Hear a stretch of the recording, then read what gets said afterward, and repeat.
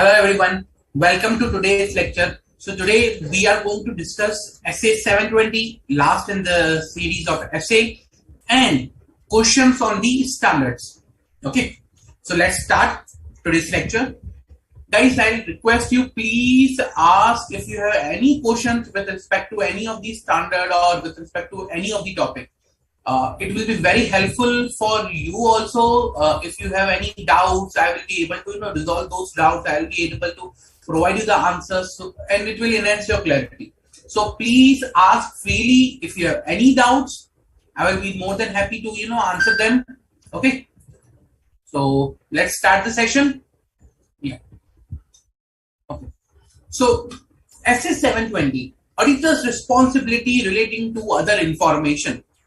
Now, what is the other information and which auditor's responsibility we are referring to? I will explain this one with an example. I will show you the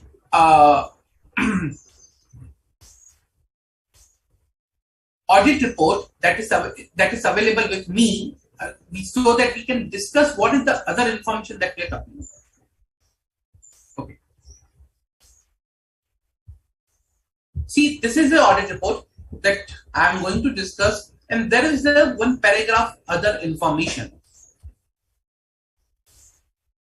Let's read this paragraph.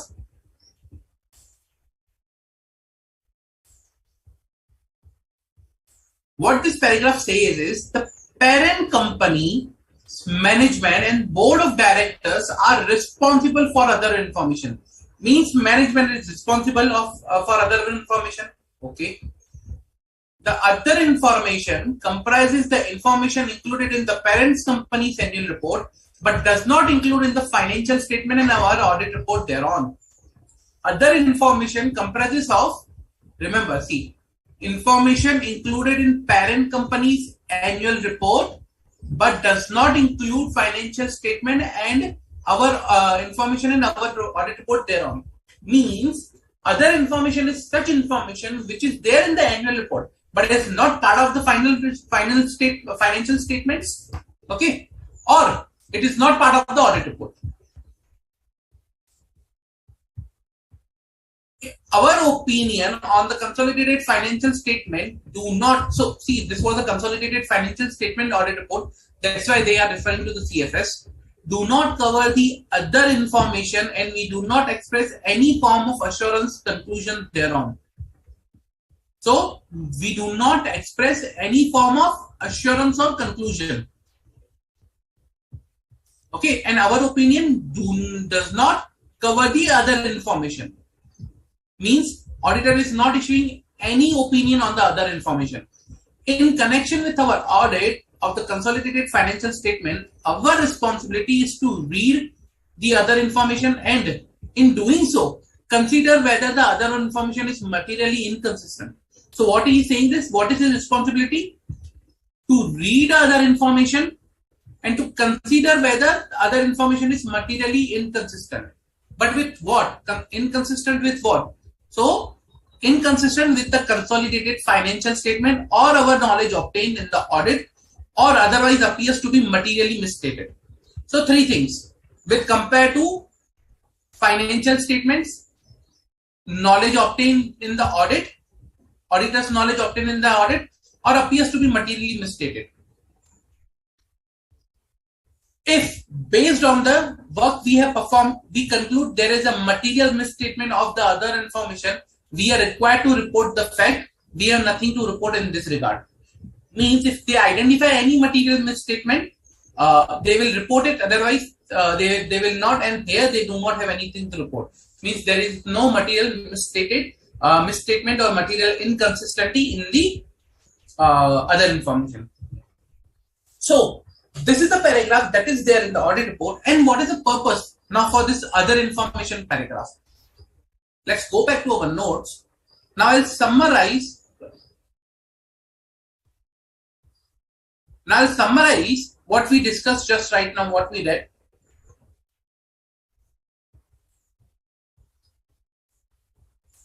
So first of all, other information. So we understood other information is information other than present in financial statement or audit report. Other information present in other than financial statement and audit report means it is present in the annual report, okay, but it is not part of the financial statement or it is not part of the audit report. That is included in annual report. Okay.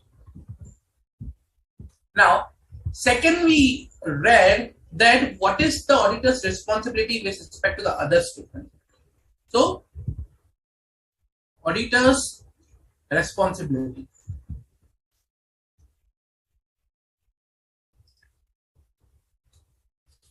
So, what we read is auditor's responsibility was to read the other information,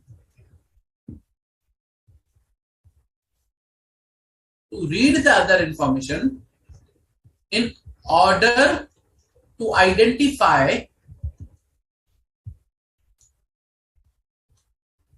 material inconsistency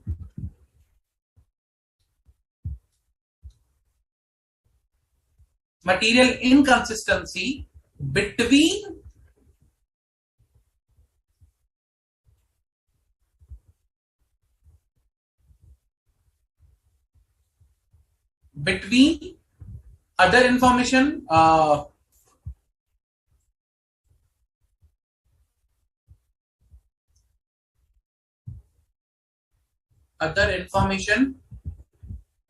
and financial statement, between other information, okay, and auditor's knowledge.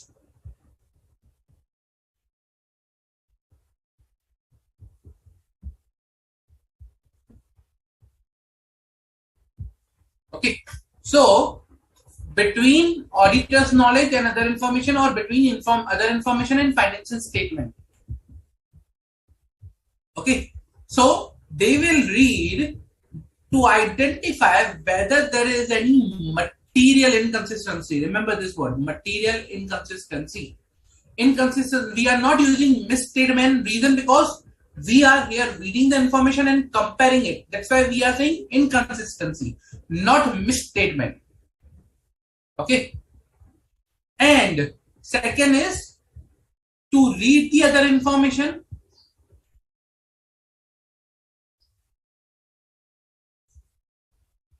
in order to identify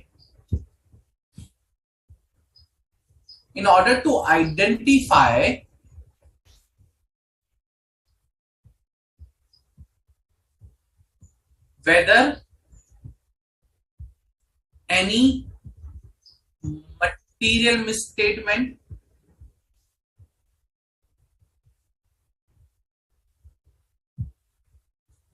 in other information.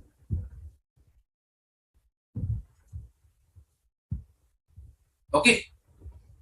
In order to identify whether there is any material misstatement in other information. When we are comparing, we'll say inconsistency, but when we are looking for just other information, we will say misstatement. Okay. Now, misstatement of other information means when other information is incorrectly stated or otherwise misleading. Okay, so then I can say it's a misstatement. Now, when an auditor reads the other information, okay, what he needs to do is how he needs to determine whether there is an inconsistency or not, what he should do. Okay, so there is a step-by-step procedure given in the standard. Let us see that.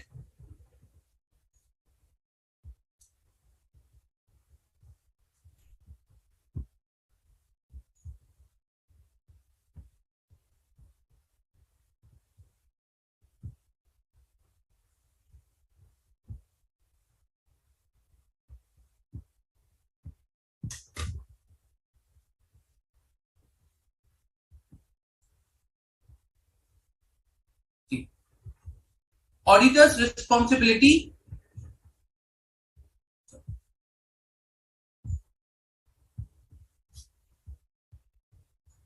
Auditor's responsibility relating to other information, whether financial or non-financial, included in entity's annual report.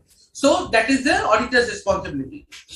Now, this essay does not apply to. There are two scenarios when this essay is not applicable.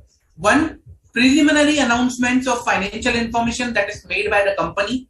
Preliminary announcements means it is not the annual report, but preliminary or any other announcements of the results. Let's say, for example, most of the time company just announce the results. Okay, this is a profit, this is a loss, before they issue the financial statement. So that is a preliminary announcement. Or securities offering document including prospectus. So these both are excluded from this standard.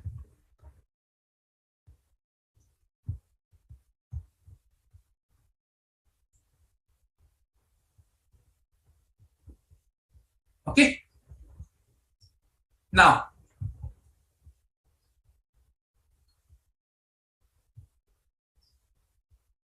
to consider whether there is a material inconsistency between other information in financial statement. Number one, that is auditor's responsibility. Respond appropriately when auditor identifies material inconsistency or other information appears to be materially misstated. So you need to respond appropriately when you identify there is a material inconsistency or materially misstated.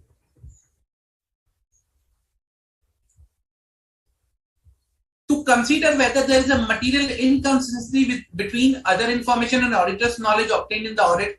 So remember two things: material inconsistency between other information and financial statement, material inconsistency between other information and auditor's knowledge, and to report in accordance with this standard. That is the objective and scope of this particular standard. So this was the scope.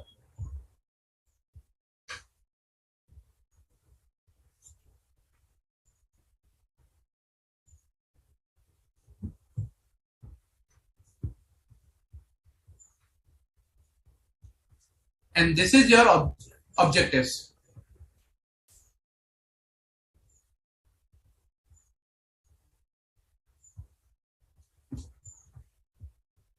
Now, obtaining and considering the other information. Now, when we need to consider the other information with respect to the financial statement, auditor's knowledge, or any other way, first we need to obtain that other information.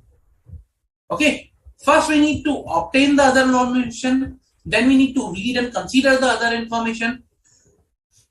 Then we will respond when a material inconsistency has been identified or not.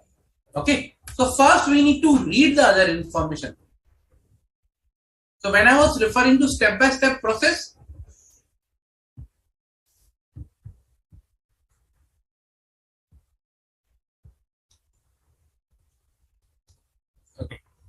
first step will be obtain the other information.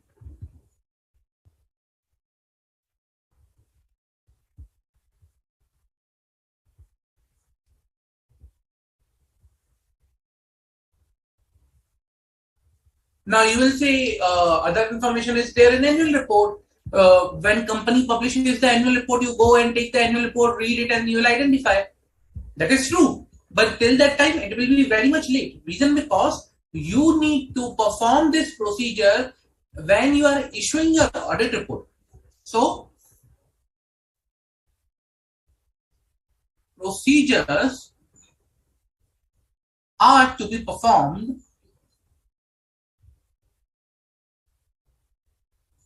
before issuing audit report. And hence, how can you read, annual report before you issue the audit report? Like for example, if you haven't issued the audit report, yes.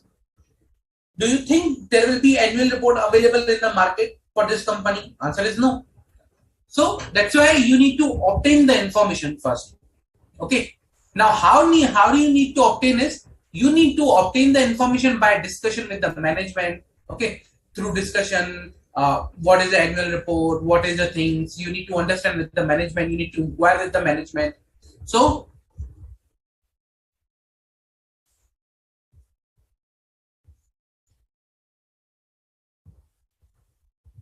through discussions with management, you need to obtain the information. Determine through discussion with management that which are the documents that comprise in the annual report. So you need to ask them, okay, what is the content of annual report?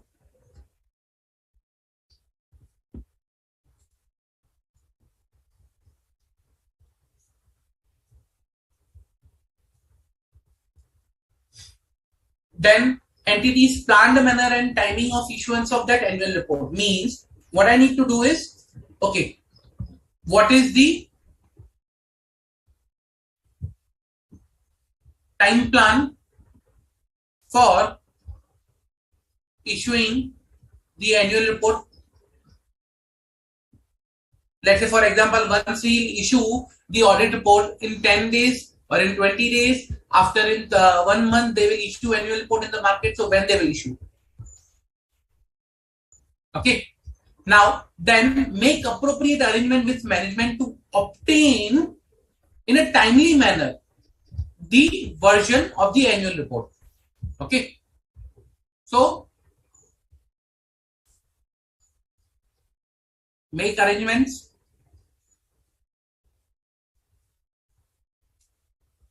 to obtain final version of annual report. So ask management do one thing. You give me the annual report that you have compiled till now, except for the audit report, which is not there in that. We will issue later on. Any which ways, information that is covered in the audit report or financial statement will not be covered as a other information. We need to look for the other information which is not there in the audit report or financial statement. So we can consider the final version, whatever version you have till now compiled, give us that version. Okay. Rest, if there any change will be there in the audit report or financial statement, that we'll see on later on. So you give me your final version of audit annual report that you have till now. Okay. That is to prior to the date of audit report, not after. Okay. Then if some documents are not available, let's say for example management is saying that okay, we have not prepared now, we'll prepare once you give us the audit report, or we have not finalized it yet. Okay. Then ask management that prior to the issuance of by the entity, please give us those documents. Do not issue directly in the market. Okay. So when some or all information or documents are not available, okay, until the date of audit report, then you need to request to the management to provide a written representation that final version documents will be provided to us before the issue to the public at large. So if information not available,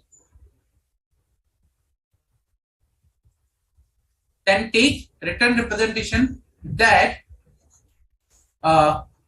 final version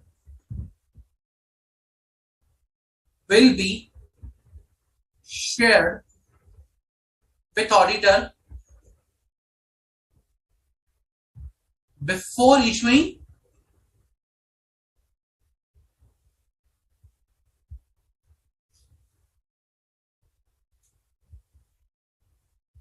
to public or to whomsoever, not to public but to stakeholders.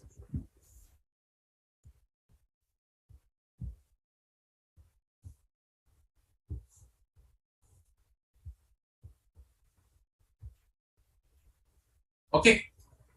So these three things you will do to obtain the information. You will make arrangements, you will discuss, and you will take written representations if the information is not available. Clear? Any doubt?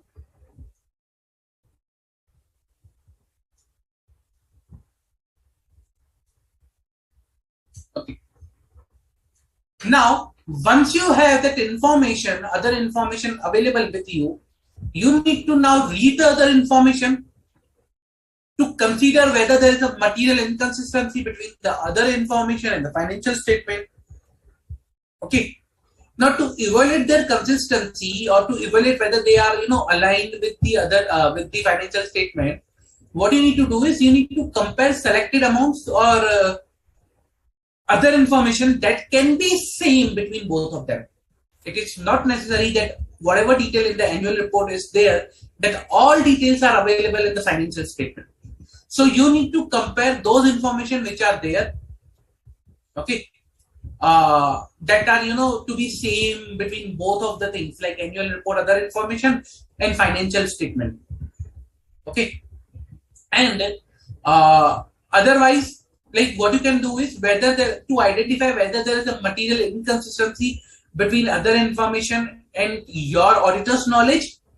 For that, what you need to do is when you read the other information, be alert, be cautious that okay, whatever it is there in the annual report or in the other information, whether it is contradictory to the evidence you obtained during the period. Okay, so you need to do these two things.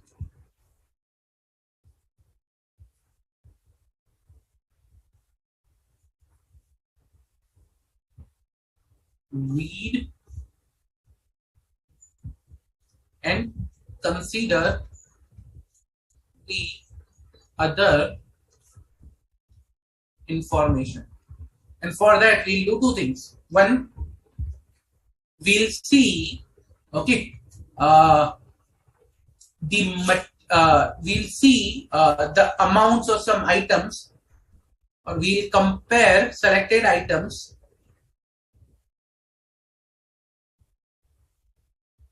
We'll compare selected items that are there in the other information also and in financial statement also.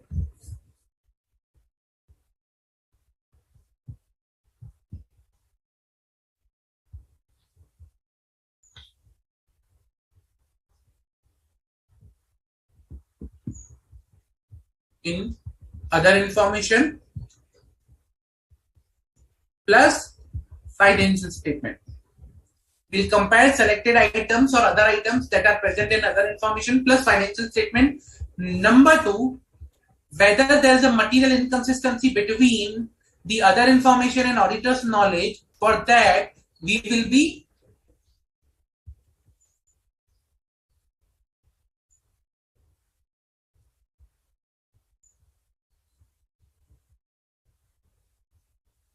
while reading the other information, whether we will remain alert while reading other information, whether there is a whether to or you can say to identify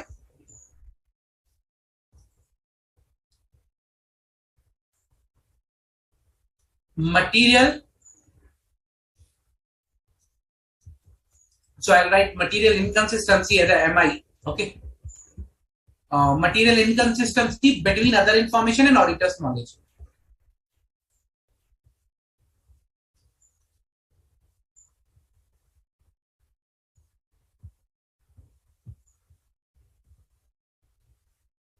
Okay. So I'll do these two things.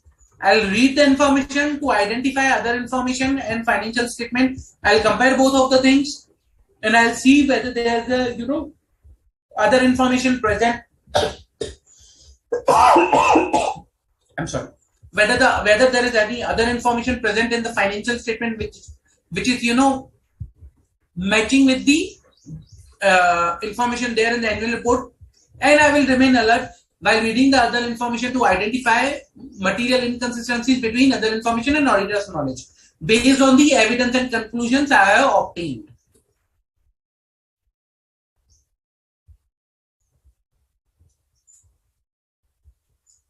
So also I will be remaining alert to identify whether the other information is materially misstated or not. Plus, we will remain alert to identify to identify or to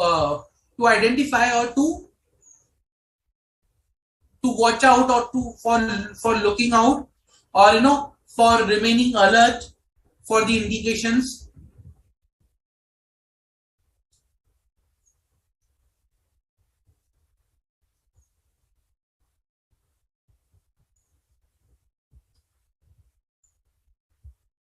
For indications that the other information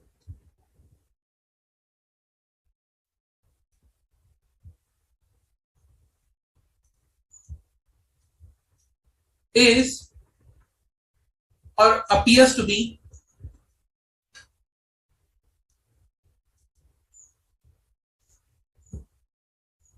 materially misstated.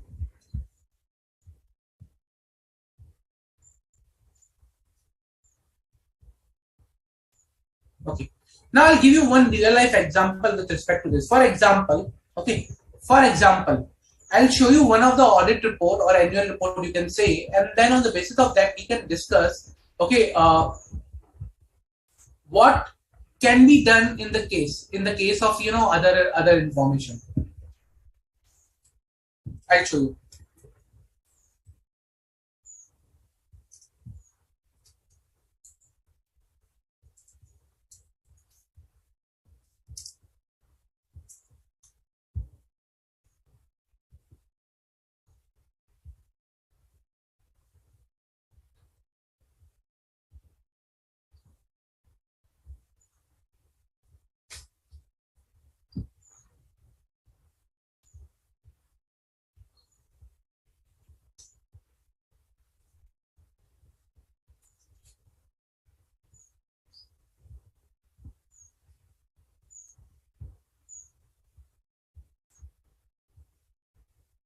Just a minute, let me bring to the screen.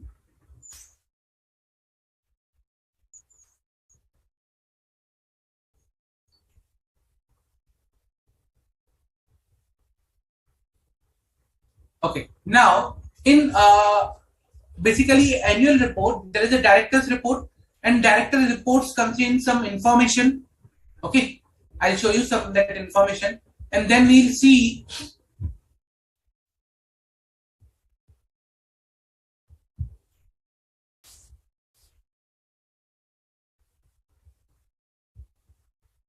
Yeah.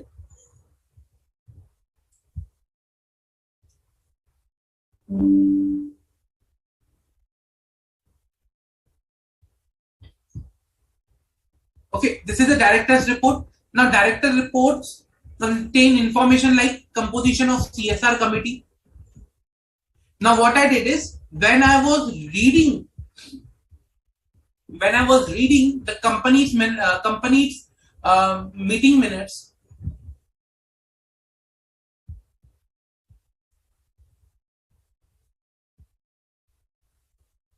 I identified at that time, okay, who were the members, and I rechecked that my evidence obtained by reading the company's meeting minute with the names presented here. Also, see the average net profit of the company as per section 135(5) is this much. Okay, now whether this profit is the profit that is there in my financial statement, whether there is any difference between the profit which is reported here and which is reported over there. If yes, then there can be different way of calculation for the CSR that is there. Okay, if that is the case, then at least we will be available. We will be having the information what was the profit, because when we will check compliance with CSR provisions, when we will check compliance with CSR provisions for audit purpose, not for annual report purpose, not for looking for here, but for the compliance point of view in the audit report purpose, okay, or financial statement. Then at that time, what we might have done is we might have calculated all these things again. We might have reviewed all these calculations, everything again.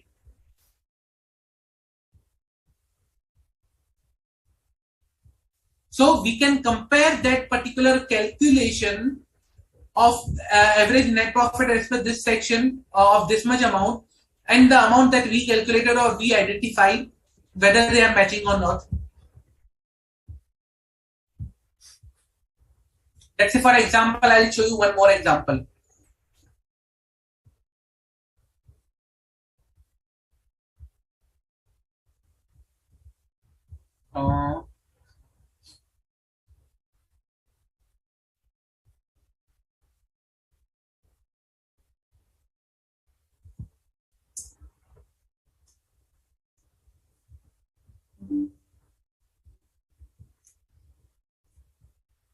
These are hypothetical examples. I'm just showing you.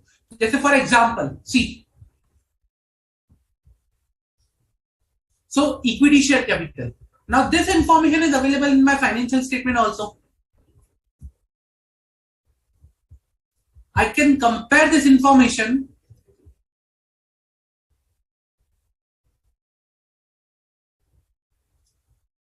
with information available in financial statement. These credit ratings also. Now this must be the information of stock price and volume, but that is not easily available to me, or this is not in the financial statement, so I cannot compare easily. Okay, unless and until I know something, or if I am aware of something and some very big event, otherwise I will not be able to compare this information. So for the selected information, I need to perform the comparison, and this is the selected information. Okay, I'll see whether I can compare this information with my financial statement. If yes, then fine. If no, then I cannot compare them. There is an that information is not readily available, and hence in that case it is not feasible for me to compare that information, and I will not compare, because I am not issuing any opinion on the other information. Okay, I'll show you one example.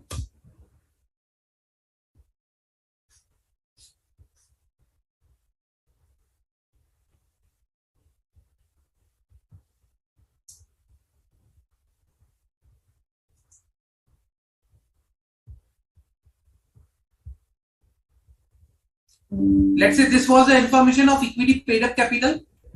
What I did is I took out the disclosure in the financial statement. Okay. Now, disclosure in the financial statement and this particular disclosure, I'll try to compare whether I can compare or whether any difference is there. Let's say, for example, this everything is up to 2011, so I will not be able to identify this information. Then there is a 15/7/2021 allotment of shares through preferential issue. This is a new allotment. Okay. Now here there is no information to whom it was allotted, but if you see,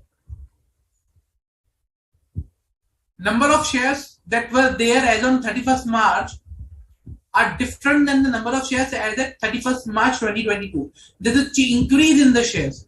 So when we were auditing this particular change,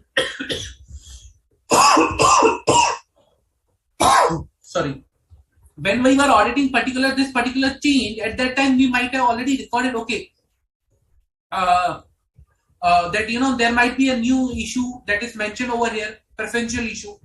So this preferential issue might be already recorded at that particular point in time in our documents, in our audit evidence, and we can easily identify from that.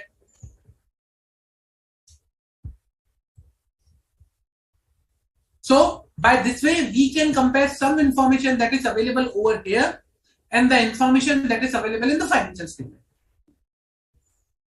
Any doubts?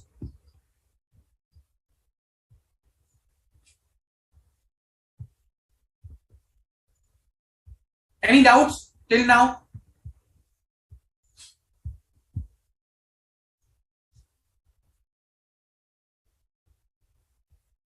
Now, if you identify any material misstatement of the other information, or any material misstatement of the financial statement, okay, or you need to see, or you identify something else which was not there by the information that is available in the annual report.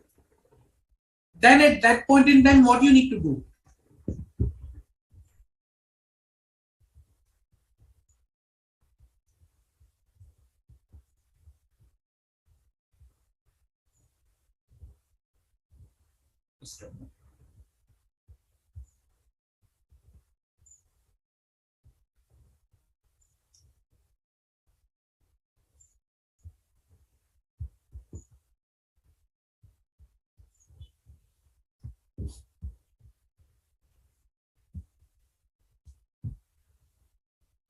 Now, after reading, if I identify material, if material inconsistency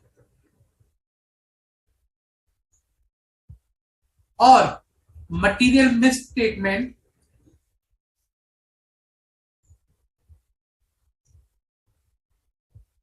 is identified. Now, there can be a material, first of all, understand where can be a material inconsistency or misstatement. What can happen is either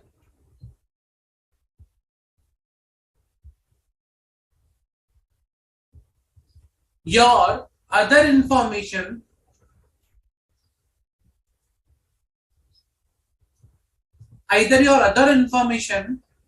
could be materially inconsistent, or there could be material misstatement in other information,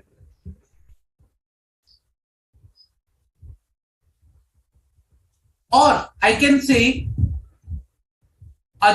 instead of other information, financial statement might contain material misstatement.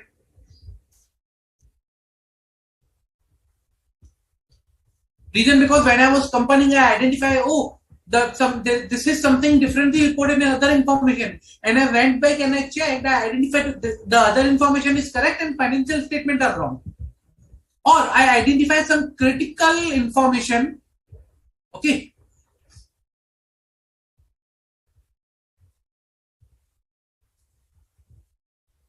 which requires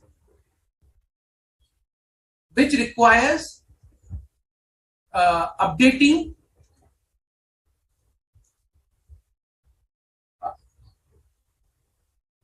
understanding of the entity.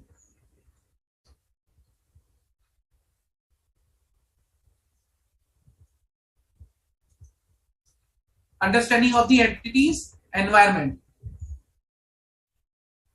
Means, let's say for example, I was not aware that company is going for merger. I read this in the other information and now understood, okay, company is going for the merger. So there is a change in the understanding of the entity's control, entity's environment by reading the other information. So either other information can be materially misstated, financial information can be materially misstated, or critical information I could identify which requires me to change the understanding of the entity or update the understanding of the entity. In that case, my first response will be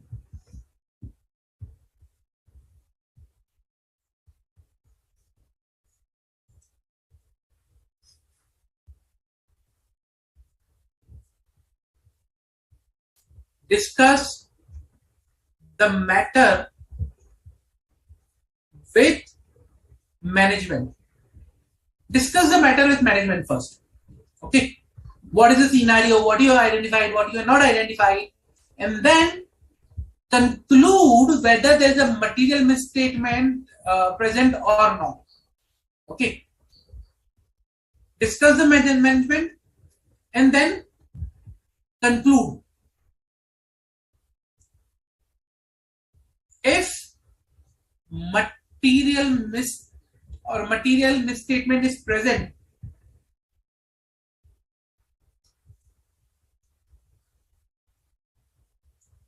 okay, if material misstatement is present in other information, first in other information,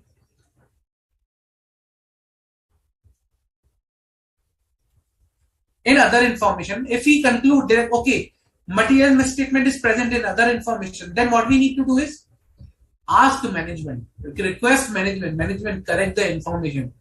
You are going incorrect. So request management to change other information. Okay. Now there can be two scenarios, either management can agree or management can disagree. If management agrees, then determine whether the correction has been made. If has been made means your problem is solved. Okay. So two scenarios. Management agrees or management disagree.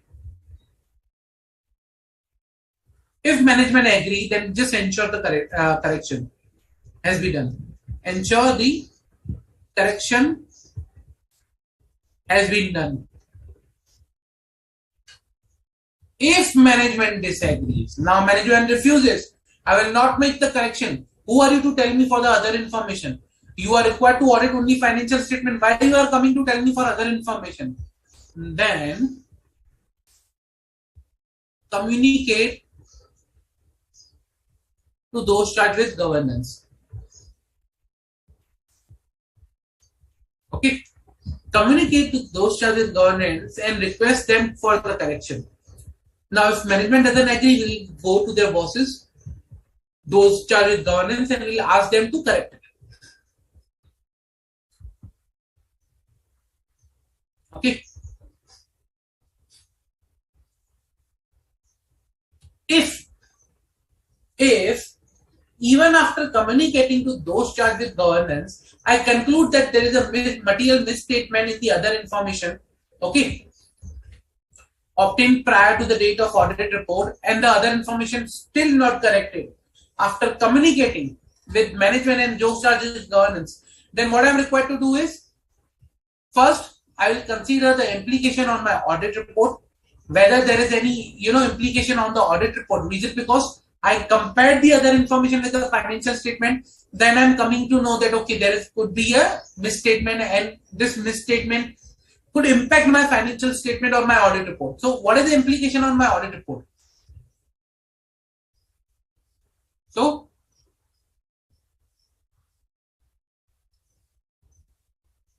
understand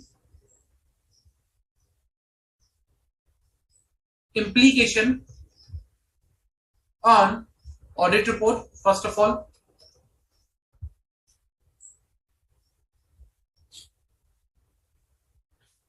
If if uh,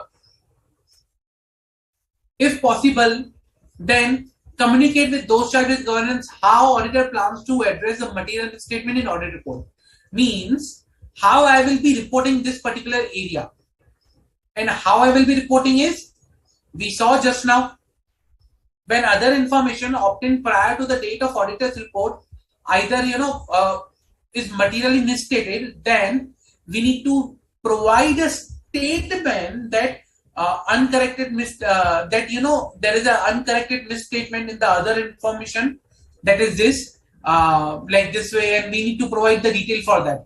So we will report in audit report in other information paragraph.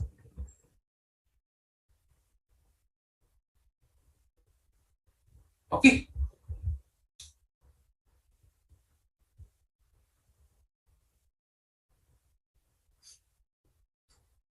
Now, if I conclude that the material misstatement exists in other information, okay, but now the problem was that I came to know after the date of audit report. So,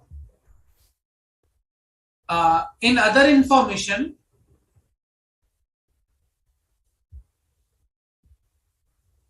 but identified after date of audit report, because they submitted me a final version. I reviewed the final version, and after that I identified, okay, there is a material misstatement or material inconsistency in other information.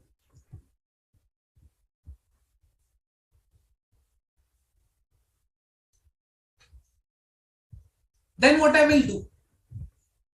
I will perform procedures necessary to ensure, that first I'll ask management to revise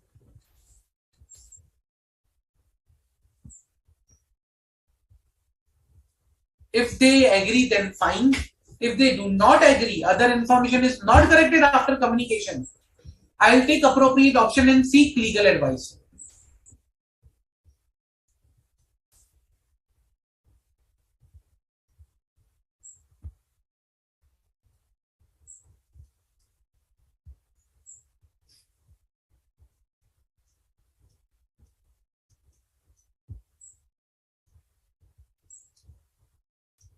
Appropriate legal advice.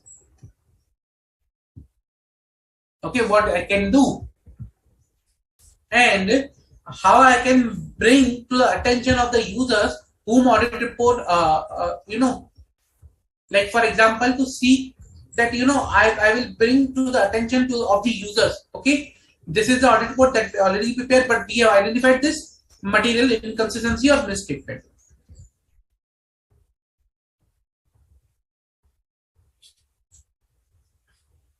Okay, now as I say, I need to report in other paragraph, other information paragraph, when I identify, okay, there is an inconsistency identified before the date of audit report and management has not rectified.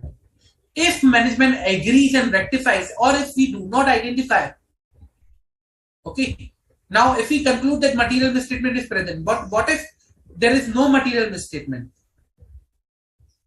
If no material inconsistency or misstatement or misstatement is identified. Okay.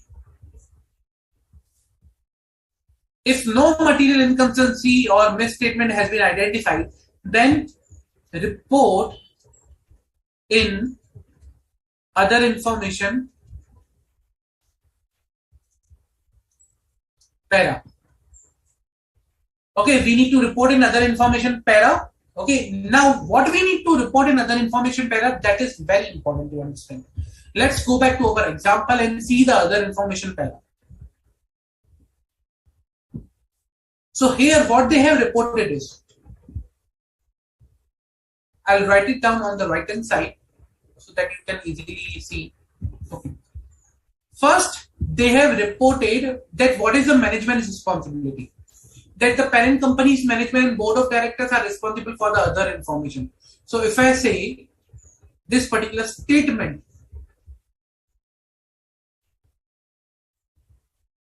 from here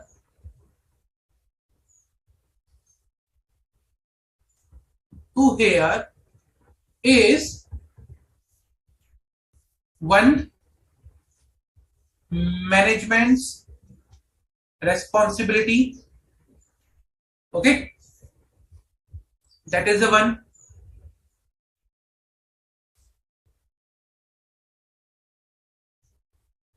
Now, second thing what they have done is identification of the other information from here to here. That is the identification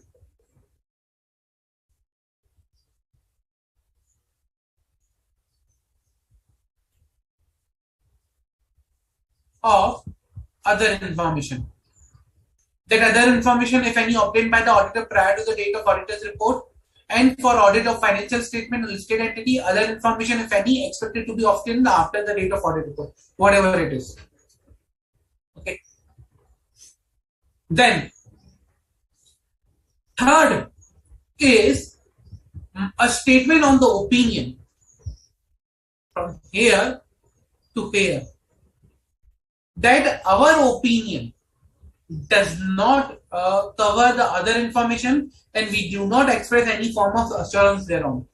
So the third thing they have mentioned is a statement that the auditor's opinion does not cover the other information and accordingly the auditor does not express an audit opinion in form of an assurance conclusion thereon.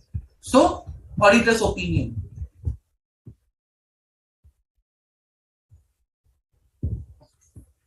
Fourth, what they are saying is Auditor's responsibility.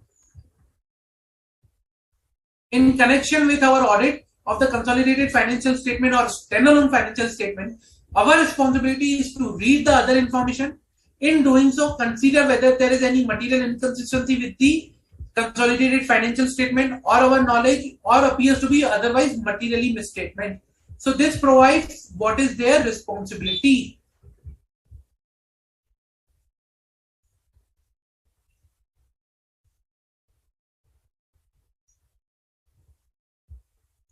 Okay.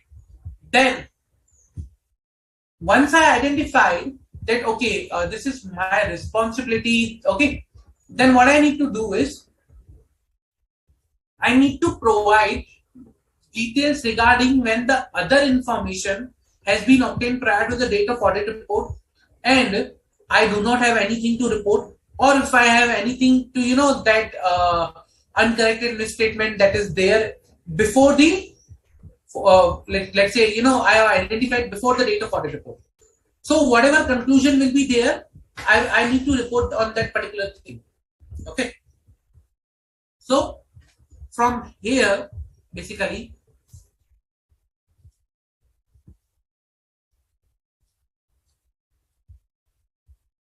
to here is my conclusion.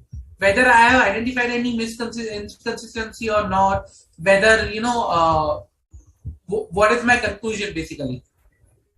So, fifth, auditors conclusion.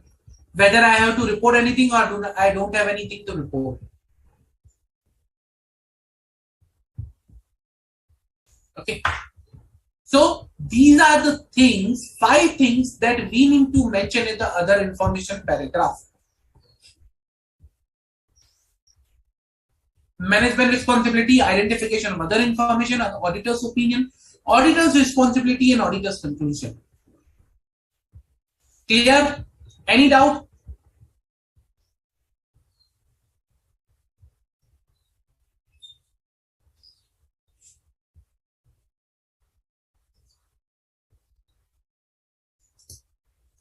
Auditor's knowledge means the evidence he has collected, the procedures he has performed, and information he has gathered while performing the audit.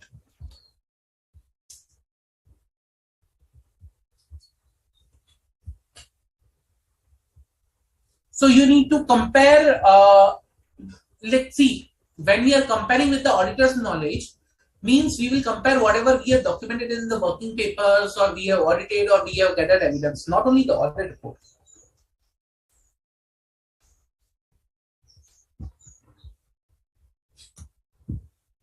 Sure, Priya. Critical information, like for example, let's say merger. There was a merger which was planned, which was not disclosed to me as an auditor, but it was, mentioned in the other annual report that the company has entered into an agreement for the merger. Now this, changes my something with related to the my understanding of the entity. Or let's say, for example, company was planning to divest a particular division. So if company was planning to divest a particular division, this information was not available to me. Now, if this information was not available to me, I understood that everything was fine and I tested for the impairment and everything was good. But if they are divesting, then I need to again, consider the impairment of that particular unit, of that particular cash generating unit from that point of view. So I need to go back and see and need to perform additional procedures. Accordingly, I need to consider what is the critical information event that is mentioned in the other information. Any doubt, guys?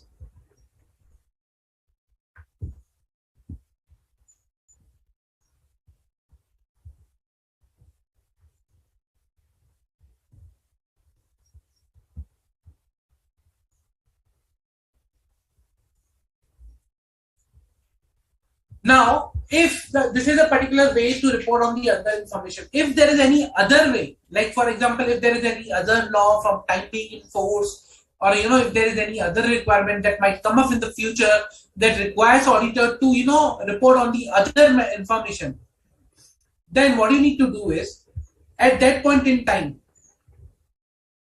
or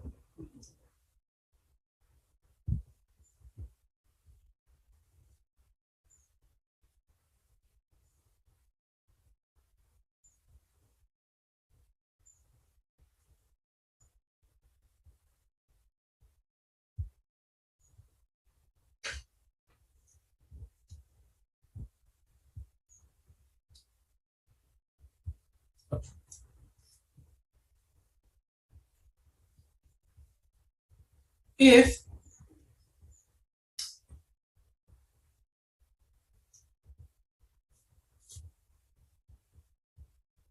if any additional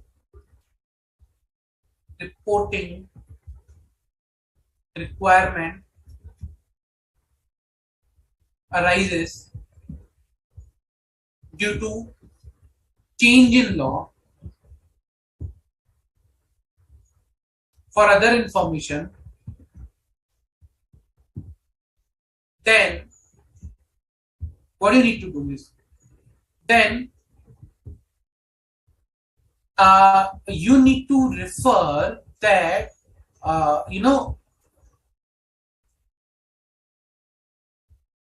refer or provide reference to this essay, okay, plus identify other information,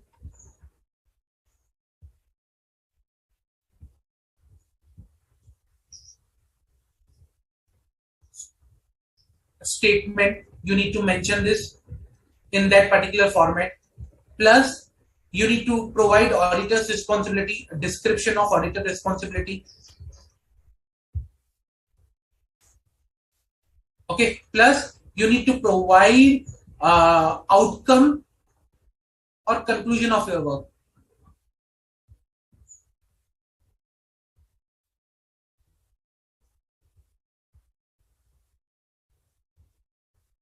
Okay, so in future, if let's say additional reporting requirement is there, or in any other act it requires you to report on the other information, then provide reference to this essay that you are perform procedures as per this standard.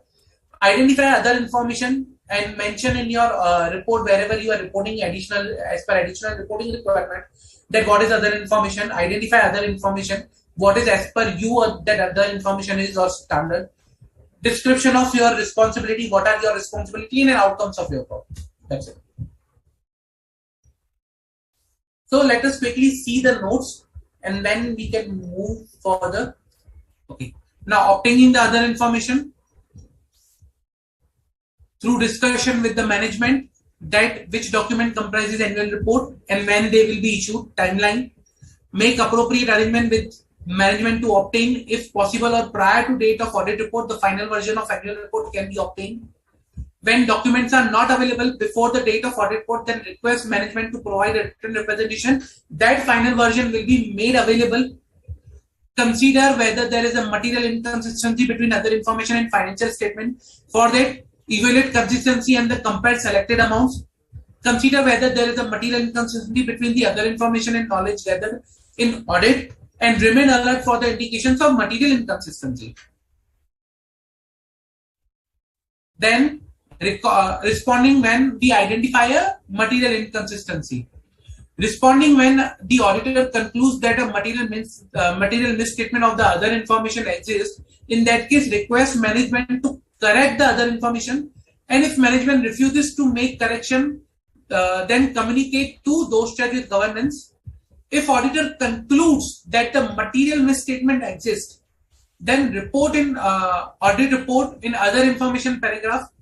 If auditor identifies material misstatement after the date of audit report, then take appropriate action. Okay. And if auditor identify material misstatement in financial statement, then consider the impact as per the relevant essay. So, which is the essay that you will consider over here, guys? Which essay I'm talking about? You tell me. Which essay we will consider over here?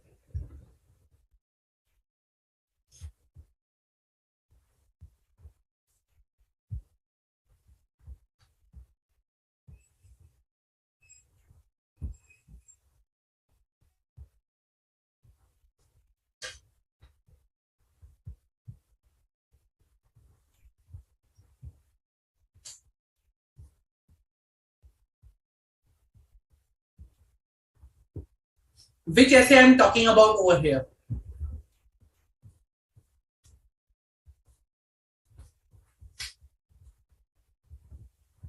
So, Jay, for your question is whether in case of material misstatement in other information is identified, then essay 240, 315, 330, 450 will apply.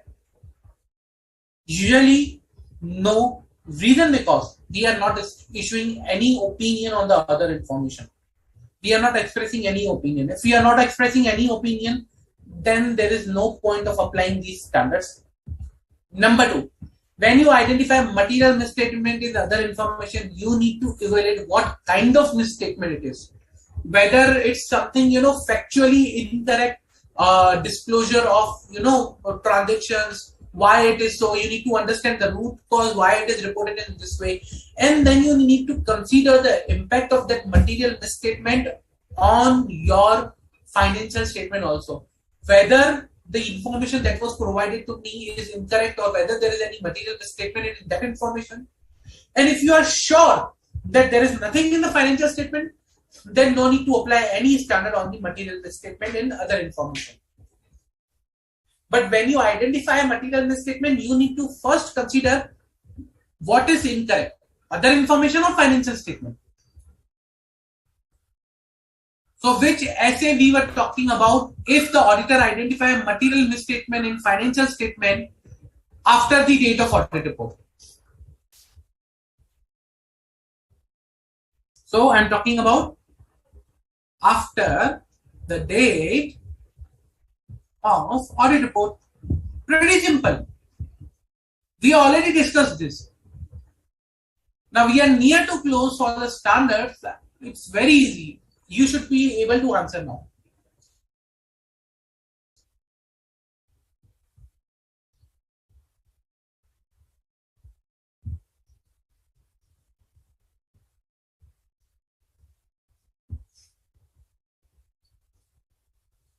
So, essay. Come on, guys. Which essay? Correct, Jay. Essay 560, subsequent events. I will consider essay 560, subsequent event, if I identify any material misstatement in financial statement after the date of audit report. Okay. Now reporting. How I need to report this particular regarding other information. So when I need to report, first auditor report shall include a separate section with a heading other information. For an audit of financial statement, for an audit of financial statement of a listed entity, the auditor has obtained or expects to obtain the other information. For an audit of financial financial statement of unlisted corporate entity, the auditor has obtained some or all the other information. Okay, this is a statement. Then if the auditor is required by relevant laws, regulation to refer the other information in auditor's report, then it should contain the minimum of identification of other information, description of auditor's responsibility, and explicit statement addressing the outcome of the auditor's work that we saw. Okay, so that is a summary of essay 720. Quick summary that we discussed till now in detail over here, plus your points, that is what is required to be reported in other as per other information paragraph. Now you will be wondering whether other information is equal to my other matter paragraph. Are both same? So tell me whether both are same or not. Other matter paragraph, other information paragraph. Pretty simple, guys. So you need to provide me the detail whether other matter paragraph and other information paragraphs are same or not. Yes or no.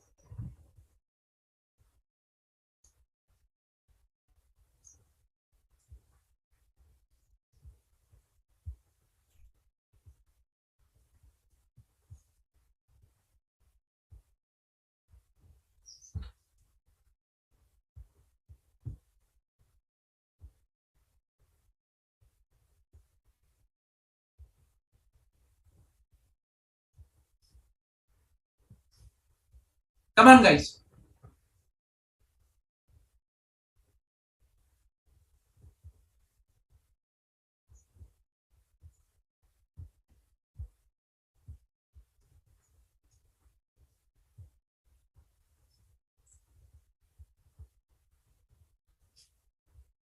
Whether other information or other matter paragraph is same or different.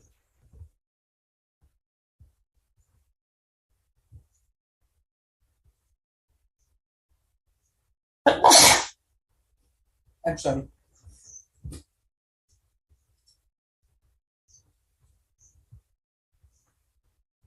Whether other information and other matter paragraph both are same or different. Simple question, nothing difficult over here.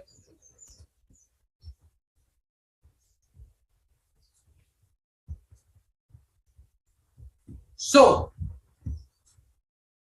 other information and other matter paragraph both are different. They are not same. Sorry, no. When I talk about other information, that is SA 720. When I talk about other matter, SA 706, they are different essay and different stories. So, your other matter paragraph, other information paragraph is not equal to other matter paragraph. Both are different and both will exist together. So, this is as per SA 720 and as per SA 706.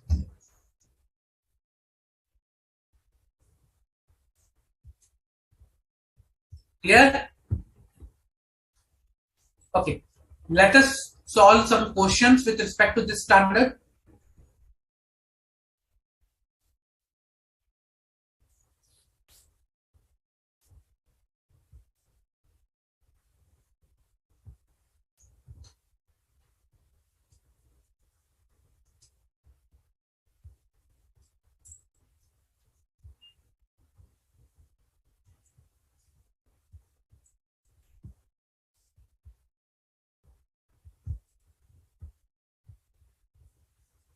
During the audit of ABC Limited,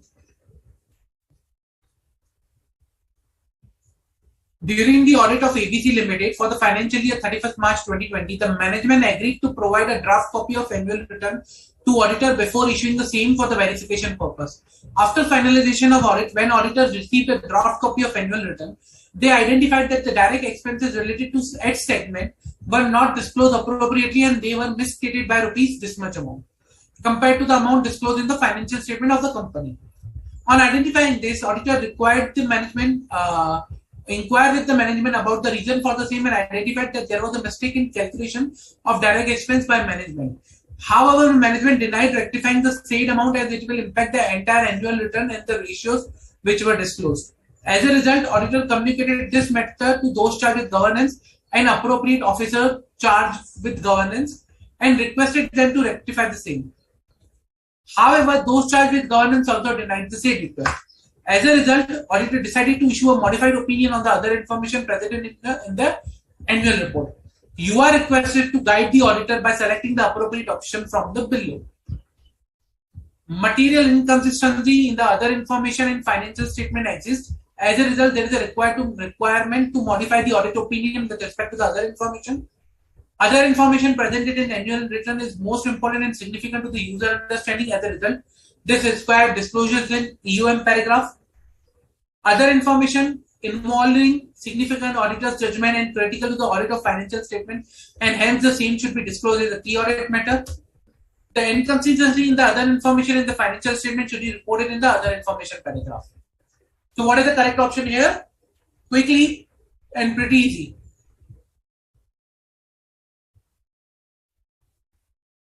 So, what is the correct option?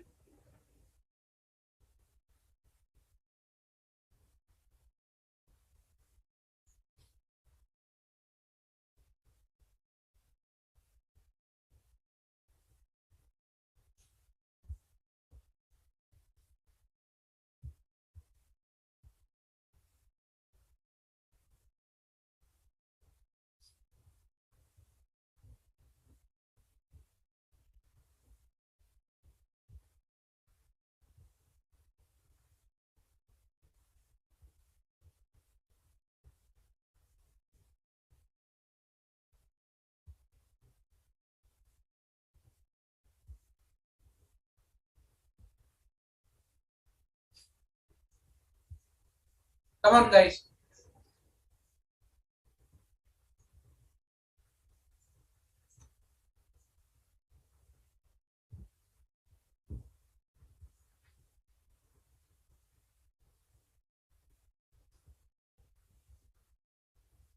So what is the correct option over here?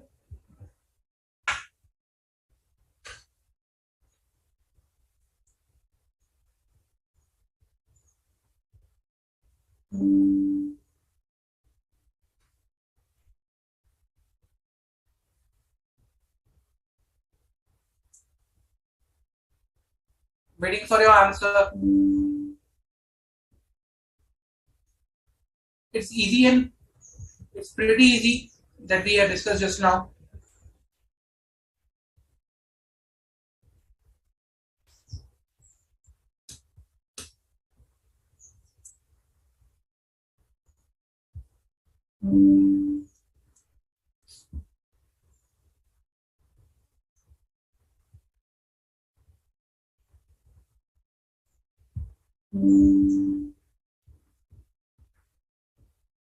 So, in current case, just now we saw that in case of other information, what we are required to do is we are required to report in other information paragraph, correct?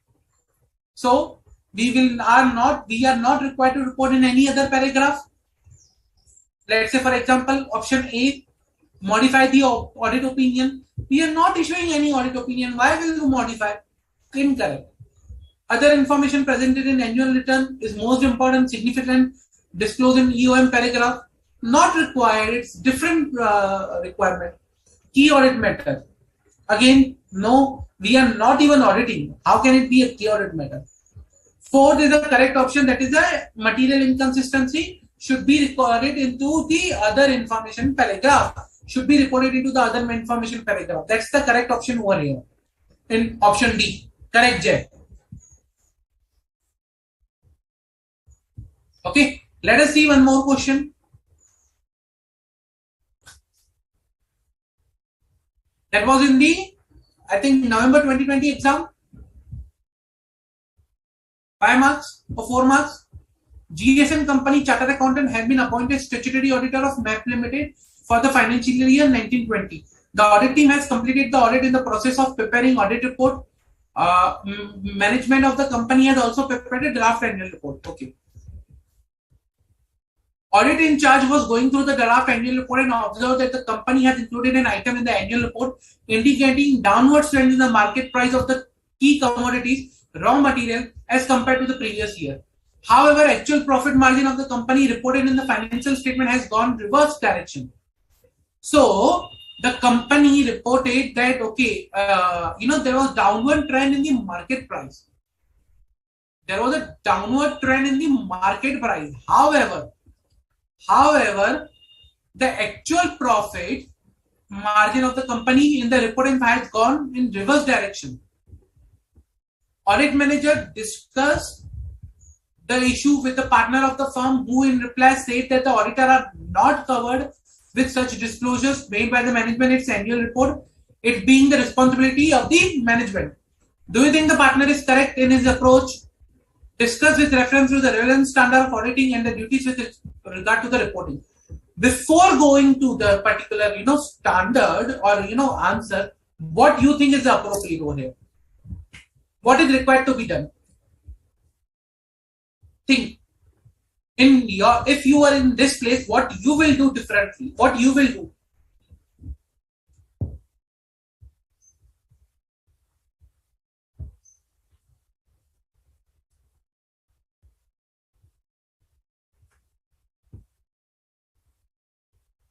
Come on. What you will do when you identify this difference?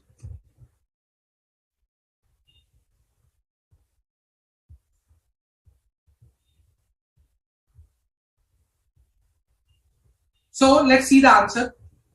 Responding when the auditor concludes that the material misstatement of other information exists. As per SA 720, the auditor's responsibility in relation to other information, description of the trend in the market price of key commodity of raw material is an example of amounts or other items that may be included in the other information. The auditor's discussion with the management about material inconsistency or other information that appears to be materially misstated may include a requesting management to provide support for the basis of management statement in the other information. Based on the further information or explanation, the auditor may be satisfied that the other information is not material misstatement. For example, management explanation may indicate a reasonable and sufficient ground for valid differences of judgment.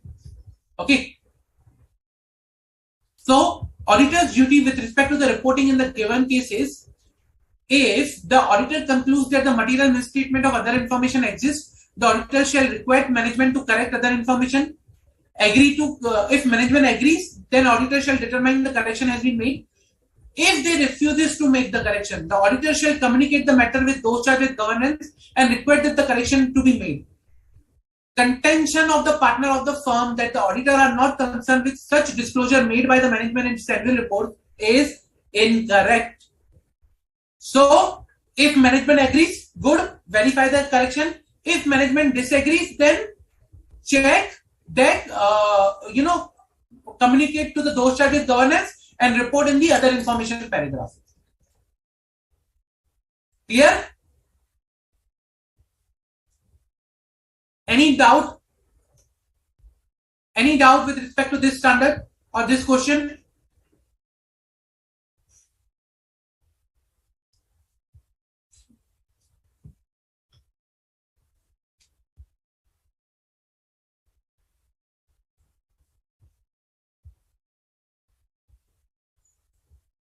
Any doubts?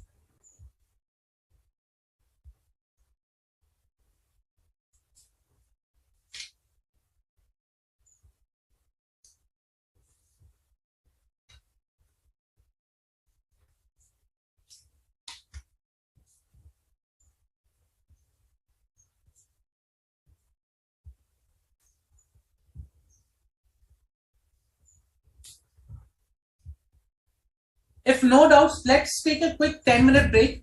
We'll gather back in 10 minutes and we'll continue more questions on this topic and other standards also. Okay, let's take a quick 10-minute break.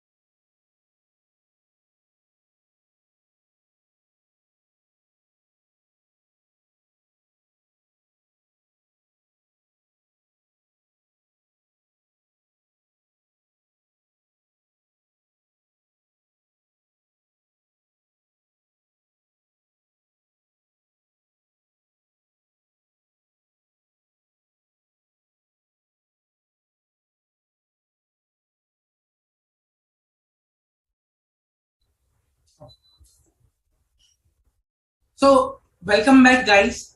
What we are going to do now is we are going to cover one detailed case scenario, okay, wherein we will be looking into the various aspects of various standards. So, let us discuss now the case scenario. We'll go one by one and we'll discuss that particular.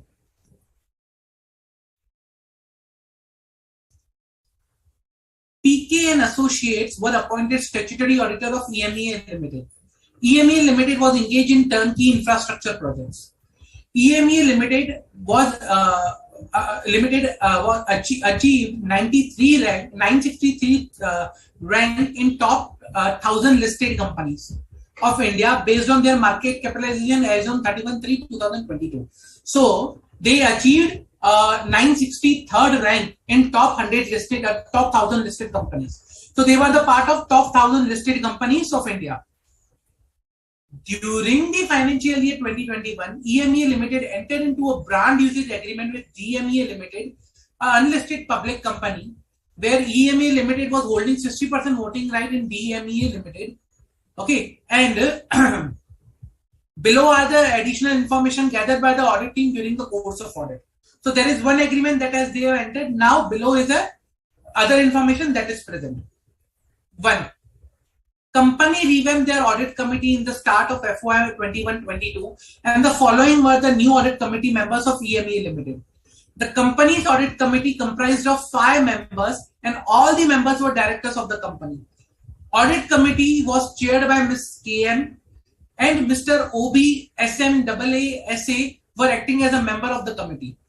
Out of them, Ms. AA and Mr. SM were the independent directors. During the year financial year 21-22, audit committee met on the following dates: 30th May 2021, and in FY 21 the audit committee last met on 31st March 2021. Then they met on 30th September, 20th Jan, 31st March, thereby satisfying the company's policy requirement of meeting once in a quarter. Now, before going to the next information, let's see the question for this particular one. Okay. In the audit team of EMEA Limited, while reviewing the meetings of audit committee, the audit team identified that the revamped audit committee and their meetings are in line with the company's policies, and hence no further audit procedure is required. Also, the company revamped their audit committee, and hence there is a low or negligible risk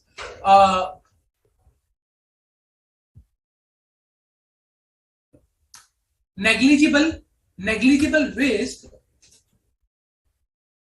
of particular non-compliance. Okay, kindly guide the audit team by selecting the appropriate option from below.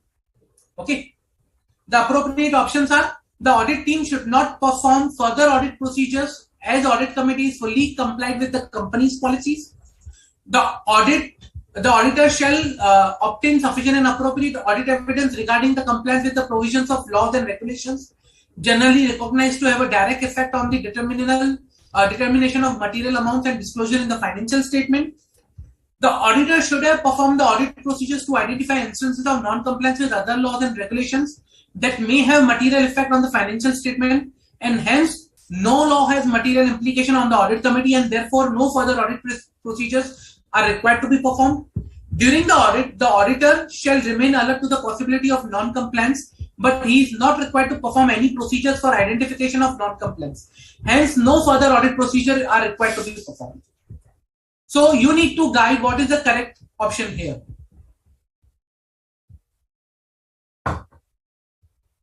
I'll tell you the scenario again. Company revamped their audit committee in the start of FY 21-22. They consist of 5 members. Okay. Chairman Ms. KM. Then the members were OB, SM, AA, and SA. Out of them, Miss AA and SA, the members of audit committee, were independent directors. During FY 21-22, audit committee met on the following dates, that is 31st May, 30th May, 30th September, 20th Jan, 31st March, thereby satisfying the policy requirement meeting once in a quarter. And now your question is, whether any additional audit procedures are required to be performed or not.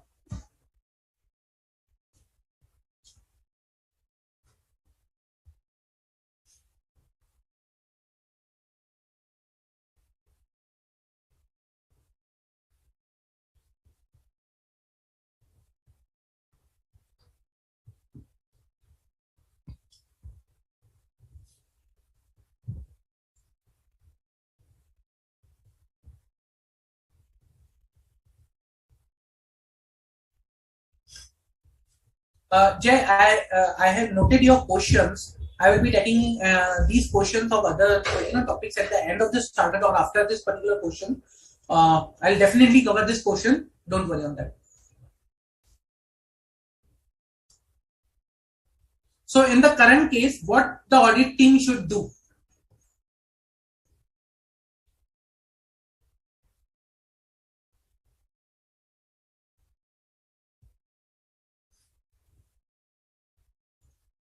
See, whatever questions I'm going to discuss are practically practical questions, real life examples you can consider. Okay, so you need to consider the standards that we have read till date, we have discussed till date, and accordingly you need to answer.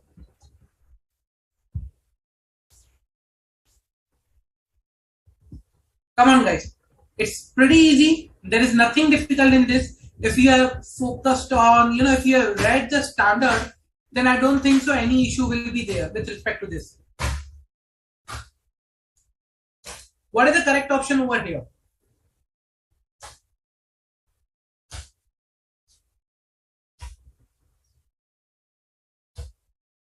Okay, you tell me which standard I am talking about in this question. Option later on. Standard. Which standard I am talking about?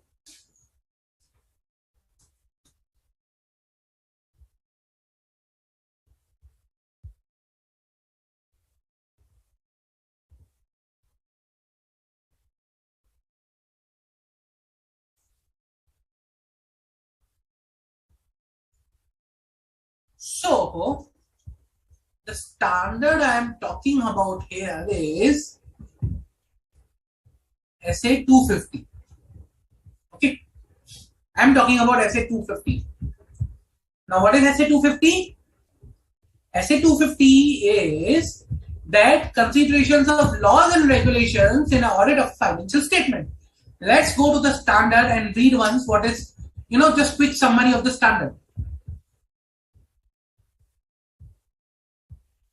Laws and regulations, what we remember, what we discussed, laws and regulations having direct effect on the financial statement, and laws and regulations do not have a direct effect. For example, tax or labor laws having direct effect. For direct effect laws, obtain sufficient and appropriate audit evidence to ensure compliance with the laws. For indirect, specific audit procedures to identify non-compliance that have material impact on financial statement. We discussed compliance with SEBI LODR, Regulation 18, that is Audit Committee. At that time also I took this particular standard or example. Regulation 18 says that at least 3 members as a director, 2/3 shall be independent director.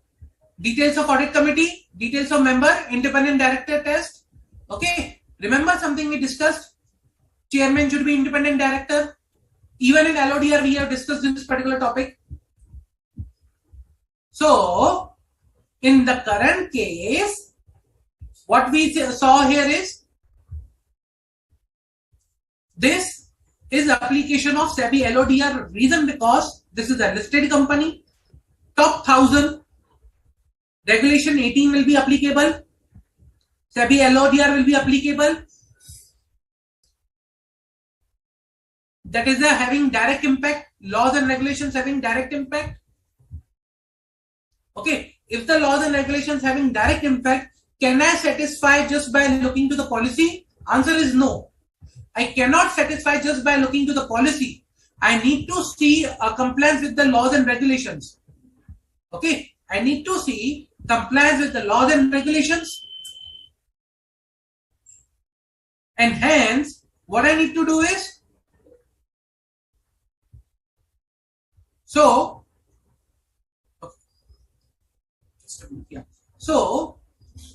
audit option A, audit team should not perform further audit procedures and audit committee is fully compliant with the company policy. Incorrect. Auditors shall obtain sufficient and appropriate audit evidence regarding compliance with the provision of those laws and regulations generally recognized to have a direct effect on the determination of the material amounts. This has a direct effect. This appears to be correct. So as of now, we'll tick this one. Let's see. The auditor should perform audit procedures to help identify instances of non-compliance with other laws and regulations. Hence, no law has a material implication on audit committee. That is incorrect. SEBI LODR has. During the audit, auditor shall remain alert to the possibility of non-compliance, but he is not required to perform any procedure. That is also incorrect. He is required to perform for the direct laws. So, option B is the correct one. Now, a bonus question to this particular topic. I told you this is a SEBI regulations number 18. Tell me what is a non-compliance here. Okay. Tell me the non-compliance in the point A. Let's say, for example, this is a SEBI LODR question. What are the non-compliance you can note in this particular additional information?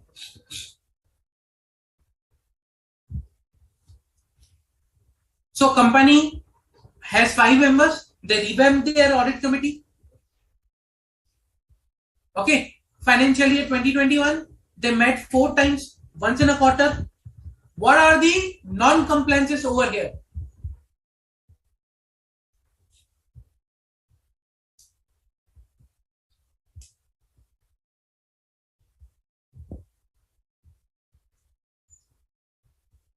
Come on, guys. I told you the regulation. I already discussed the non-compliance also while discussing the answer. Now just you need to repeat that back.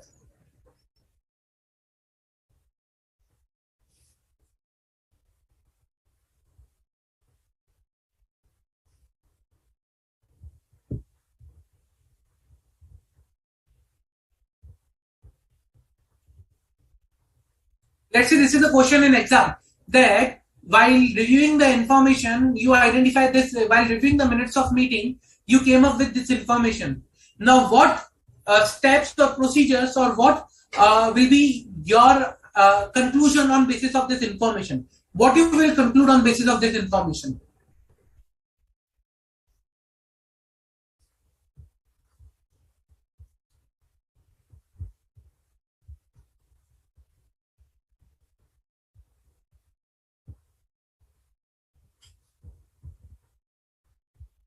Come on, guys.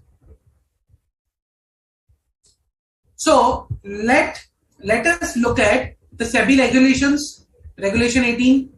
Okay. And then we can discuss further. So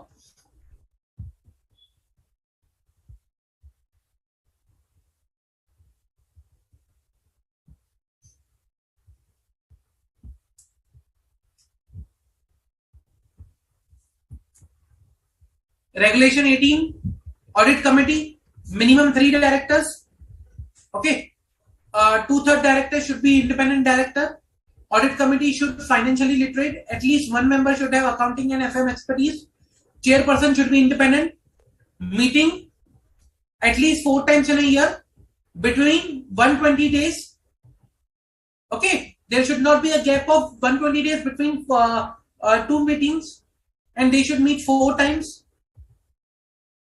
Now, in the current case that we were looking, okay, how many members are there? Miss KM, OB, SM, AA, and SA. 5 out of them, Miss AA and SM are independent directors. 2 out of 2/3. So 2/3 should be independent in this case.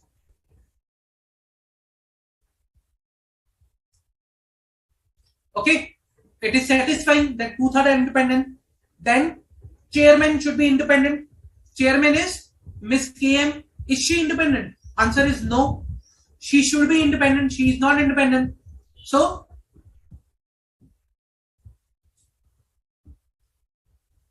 chairman is not independent. First non-compliance. Then they should meet within 120 days, means between 2 meetings, there should not be gap of more than 120 days. Okay. Now, if there should not be gap of 120 days, more than 120 days, what is the current scenario is? They met on 30 May. then 30th September. Between 30 May to 30 September. Or is it 120 days? It's more than 120 days. Non-compliance in meeting. There are two non-compliance that we identified. One, chairman not independence. Number two, that there is a non-compliance in the meeting, and hence there are two very important non-compliance to the SEBI regulation 18. How I cannot perform additional procedure? How can I just satisfy myself by the policy requirements? That is not correct. I hope you understood the question and answer.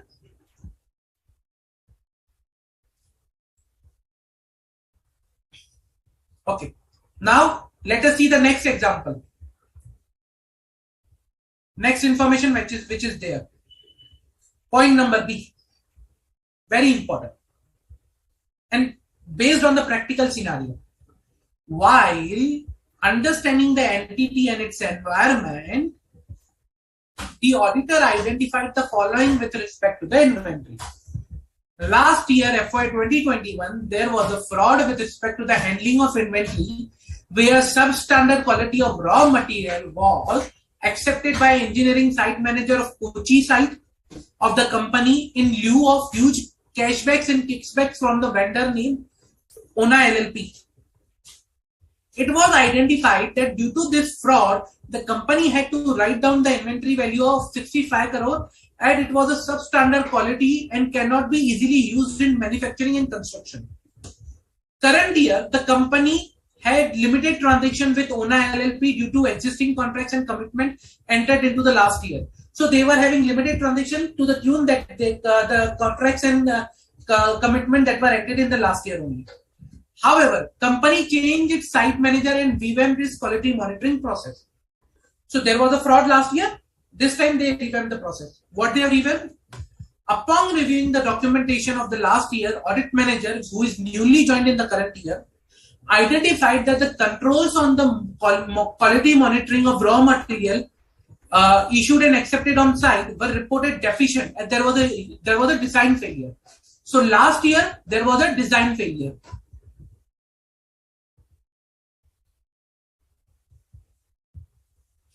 In quality monitoring, process, earlier the site manager was only having responsibility to perform the quality inspection.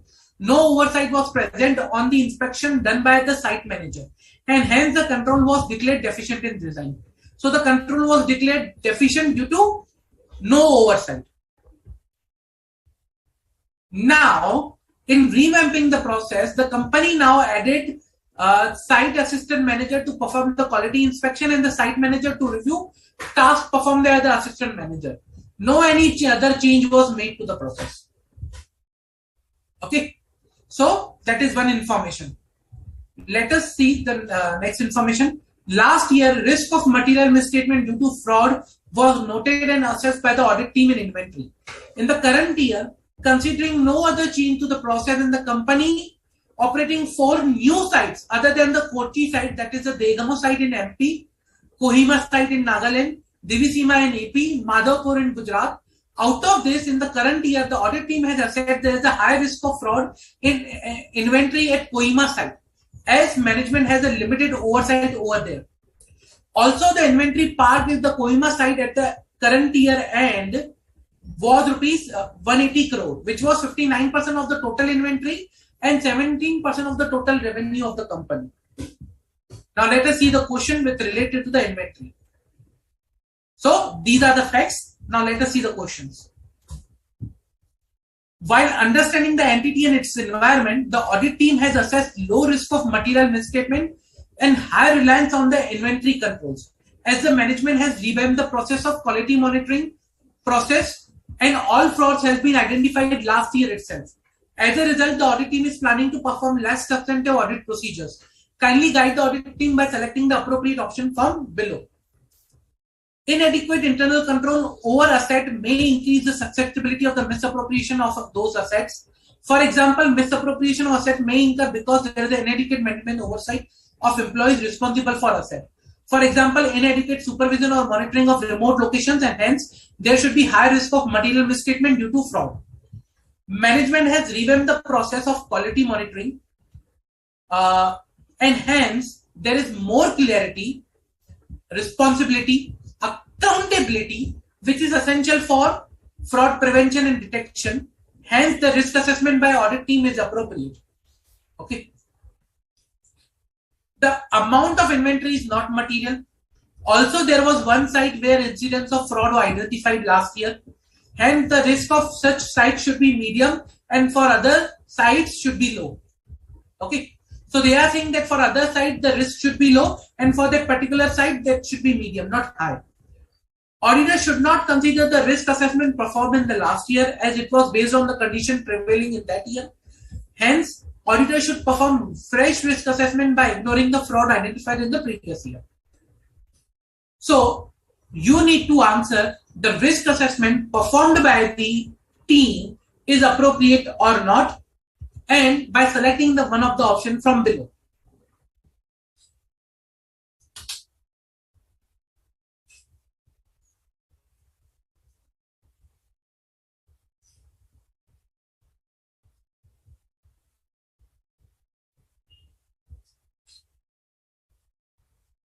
Again, I'll read the options. First is regarding the inadequate internal control over asset may increase the susceptibility of the misappropriation of those assets. For example, inadequate supervision or monitoring of remote locations. Hence, there should be high risk of material misstatement. Second option, management has revamped the process of quality monitoring. Hence, there is more clarity, responsibility, accountability, which is essential for fraud prevention and detection. Hence, the risk assessment by audit team is appropriate. Third, amount of inventory is not material. One instance was identified. Hence, risk should be medium for that side, and for other, it should be low. Audit should not consider the risk assessment performed in the last year and fraud identified in the last year. That is the fourth option.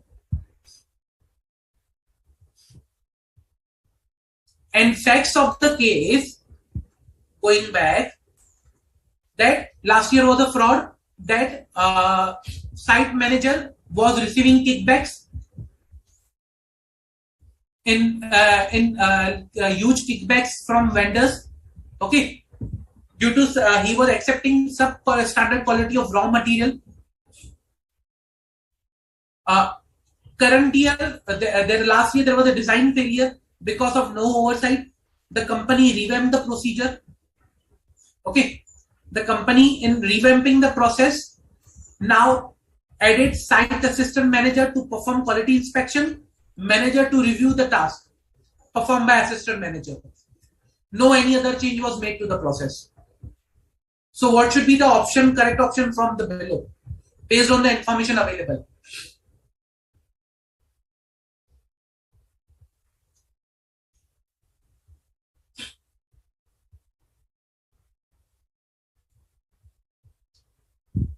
Correct, Namita.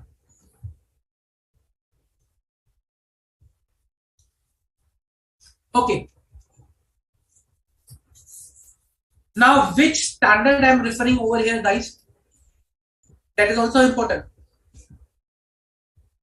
Which standard I am referring over here?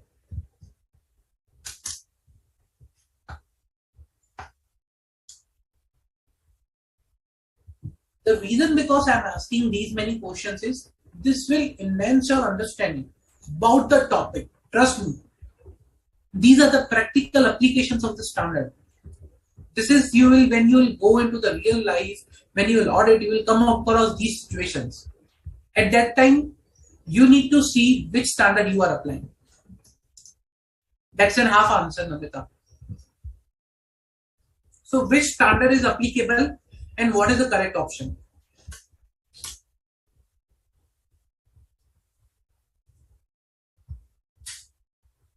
Okay. So I'll tell you one of the answers.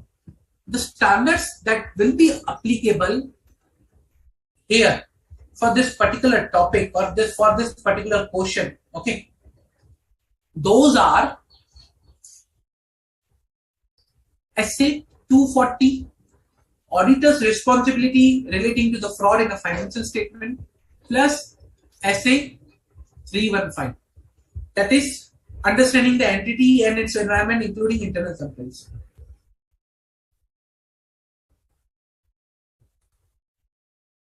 So, essay 315, identifying and assessing the risk of material misstatement through understanding the entity and its environment, including internal control, plus essay 240, that is my auditor's responsibility relating to the fraud in a financial statement. So, these two standards will be applicable. Now, you need to tell me the correct option. Okay, let us see from top to bottom. The auditor should not consider the risk assessment performed in the last year, as this was based on the condition prevailing in that year. Hence, auditor should perform fresh risk assessment by ignoring the fraud identified in the previous year. That is not as per my standard.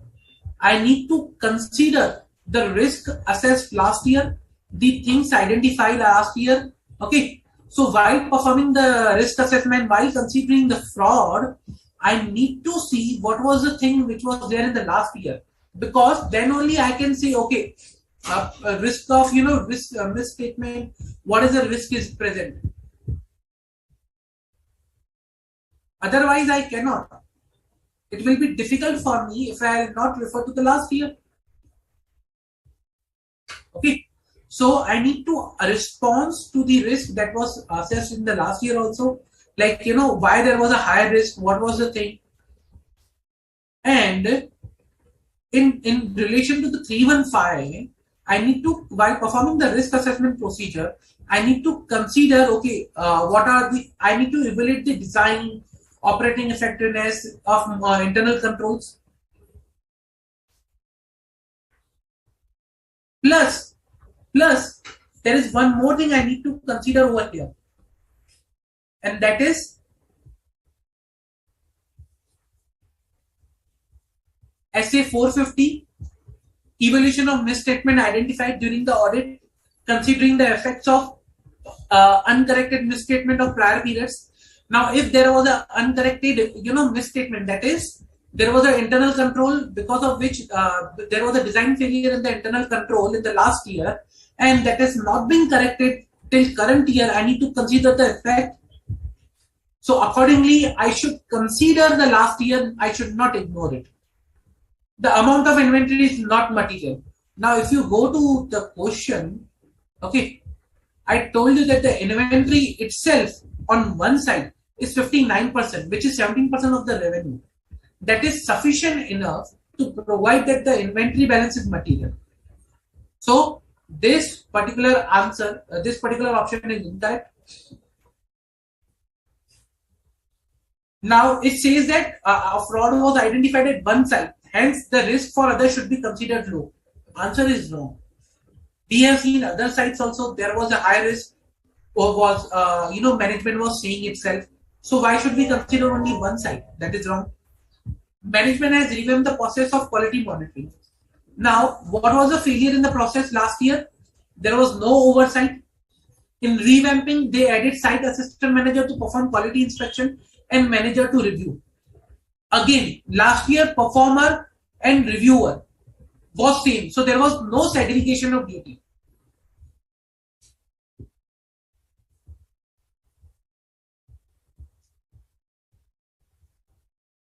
Plus, there was no oversight. That whatever manager is performing is not reviewed by anyone. However, in the current year, they rectified the segregation of duty. Okay. But they did not rectify the oversight. So still there is a design issue in the control. The design is not effective. Then how can I consider to be an process revamp is appropriate? So this option is also wrong. So in case where there is inadequate control over asset may increase the successibility of misappropriation of those assets. For example, misappropriation of asset may occur because there is an inadequate management oversight of employees responsible for asset. For example, inadequate supervision or monitoring of remote locations. Hence, there should be high risk of material misstatement due to the fraud is the correct option. Clear?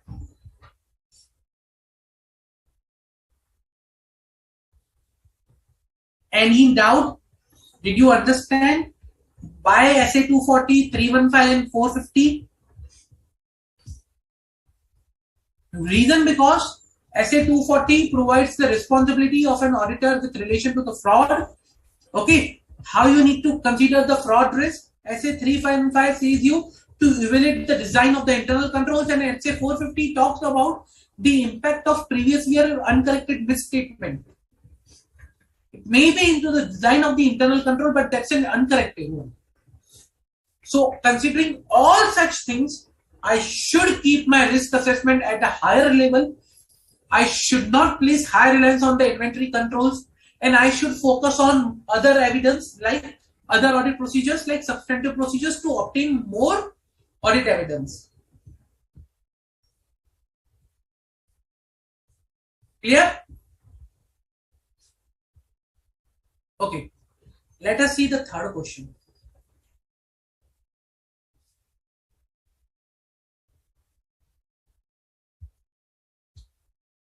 For Kohima site audit team, audit team has assessed the high risk of fraud in inventory as the management has limited oversight. That is there. However, site being at the remote location where travel is difficult, the audit team is planning to perform alternate audit procedures. Audit team is confident that they will obtain sufficient and appropriate audit evidence by performing other audit procedures instead of attending physical count at Kohima site.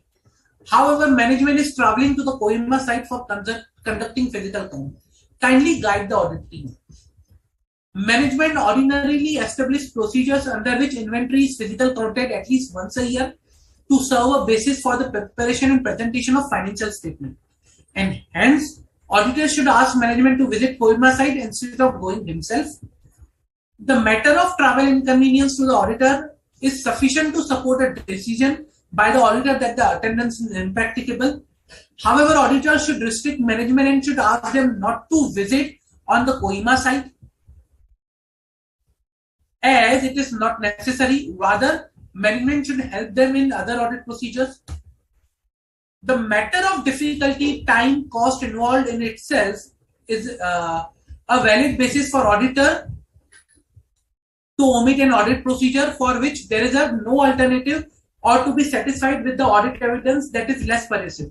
And hence, auditors should visit the site to attend the physical count. In some cases where the attendance is impracticable, alternate audit procedures, for example, inspection of documents of subsequent sale of specific inventory items acquired or purchased prior to the physical count, may provide sufficient and appropriate audit evidence about the existence and condition of inventory. And hence, auditors should focus on these procedures. What is the correct option?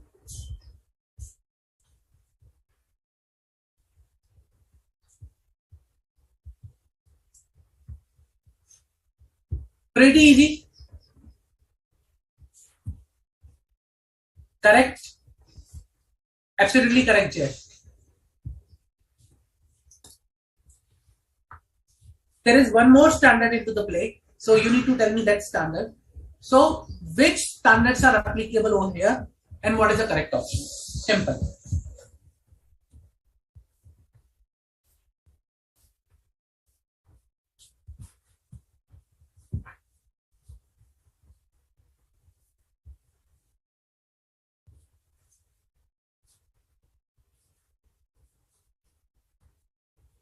So which standards are applicable here and what is the correct option?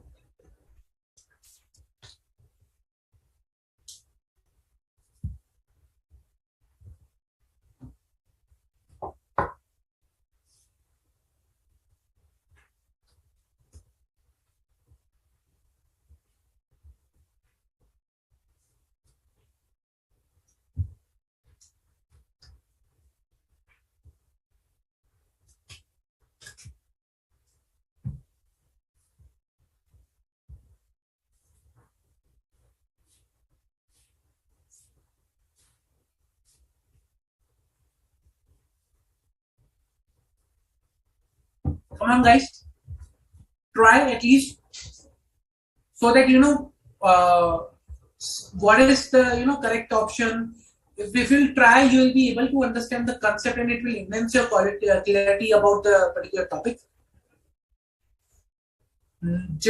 No. So your first option was good, correct, but it was half answer.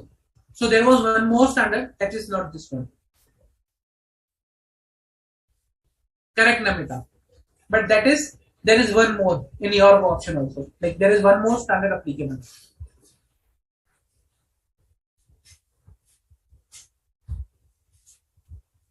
What is the correct option over here?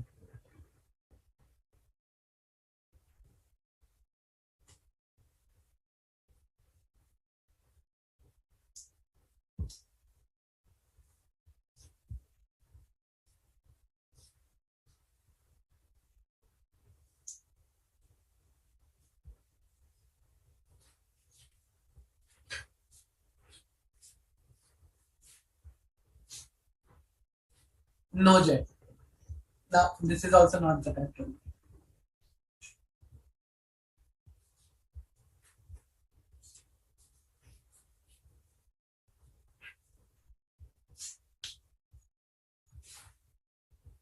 So I'll tell you the standards which are applicable.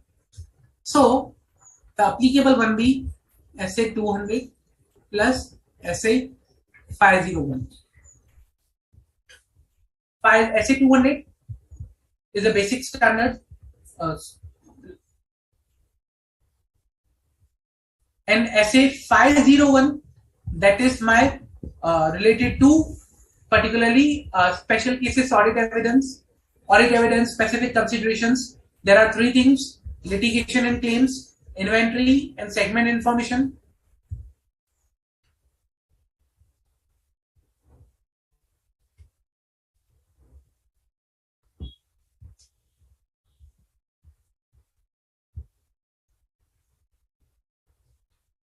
Now you have the SA. So what is the correct option over here?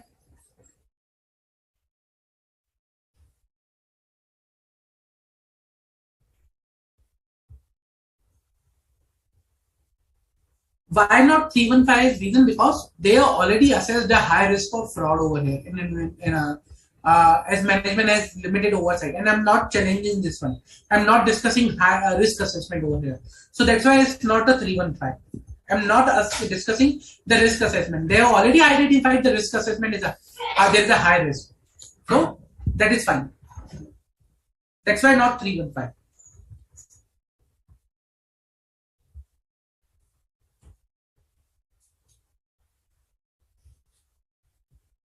But what is the correct option?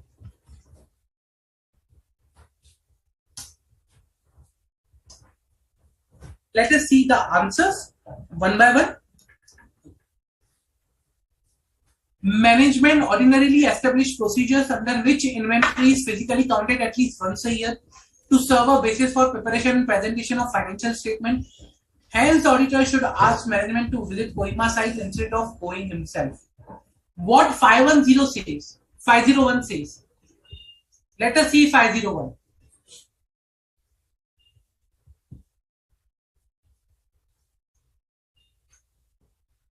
501 says attend physical counts unless impracticable. Inquire management instruction procedure of count. Observe management physical inventory count. Inspect inventory in its condition. Re-perform inventory count or test count. Okay. So it says that you need to attend physical count. And what we discussed at that time also, attend the physical count, star mark unless impracticable. Okay. And for that, remember we also saw one question at that time, that what is impracticable.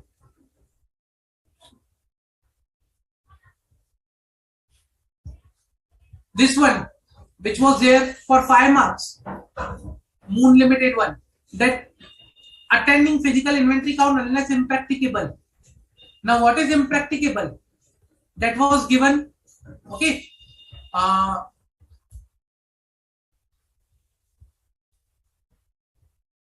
Sorry, over here.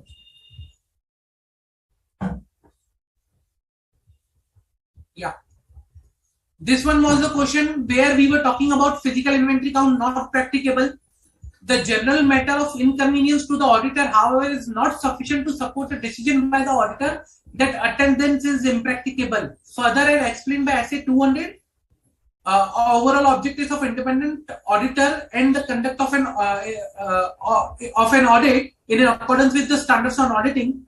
The matter of difficulty, time, or cost involved is not itself a valid basis for auditor to omit an audit procedure, which for there is no alternative or to be satisfied with an audit evidence that is less pervasive.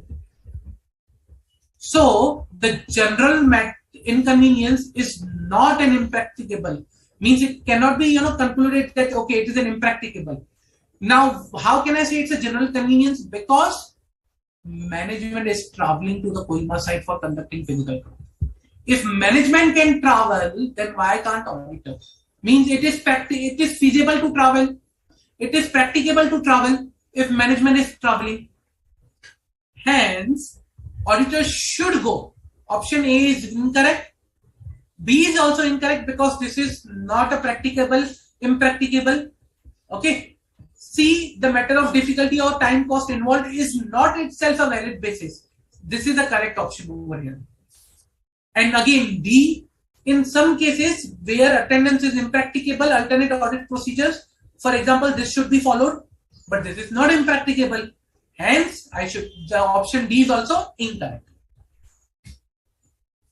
Clear? Any doubt? Any doubt?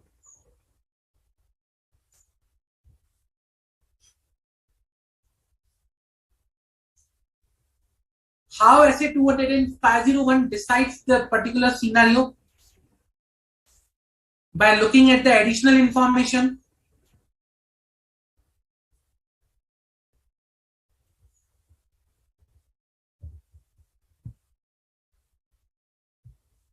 Any doubts till now?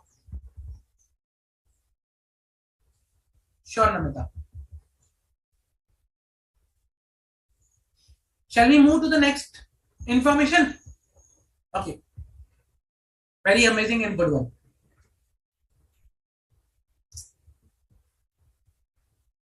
As company was involved in construction and turnkey projects, the revenue recognition method used by the company was percentage of completion method, wherein at the end of every quarter, Percom Private Limited, expert hired by the management, calculate the percentage of completion by visiting the sites for all the open contracts.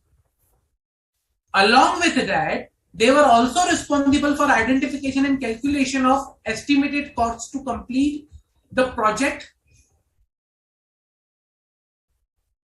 loss-making contracts, estimated selling price, estimated selling management can quote for the new contracts. Okay, so these all things were under the purview of Percom Private Limited. In this regard, it was identified the audit team that in September 2019, Percom Private Limited calculated the estimated cost to complete of Vijayapur site due for completion in Jan 2021. So in September 2019, they estimated that cost to complete, means estimated cost to complete the particular site, Vijayapura site, that was due for 2021 was rupees 330 crores. However, by the time of completion, the estimated cost jumped to 560 crores. Upon management's review of the contract, it was identified that Percom PL did not consider the impact of price escalation. Percom PL is a Percom Private Limited, so I have written PL for that. Did not consider the impact of price escalation. Also, due to COVID, there was a huge delay in project completion. However, no change was made in the estimated cost to complete till the time of the completion of the project. Remember this thing. No change was made to the estimated cost of completion till the time the time of completion of project, means they were running with the old estimation cost only, estimated cost to complete only. On the same line, for the Kochi site, planned to be completed in Jan 2022, Percom Limited estimated the cost to complete of the project, which are as follows. So this is for the Kochi site, where the fraud was identified. Now this is planned in to be completed. This was planned to be completed in Jan 2022. Now the original cost that was estimated at the start of the contract was 710. Original cost to complete estimate in June 2020, 490. Let's say before fraud identification.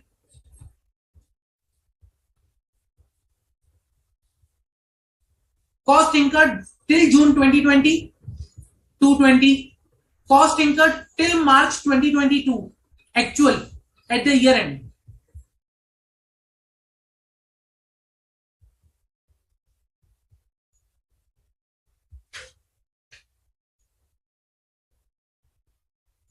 Okay, actual at the year end.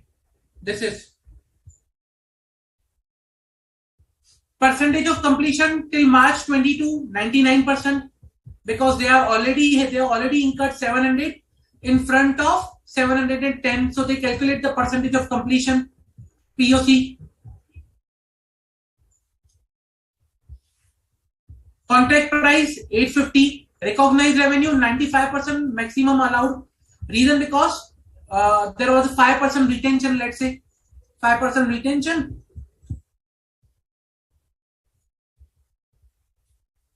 So they could only recognize 95% that they have recognized. Then revenue recognized in FY 21-22, 410. Profit recognized till date on the contract is 152 crores. Profit recognized in FY 21-22, 77 crores.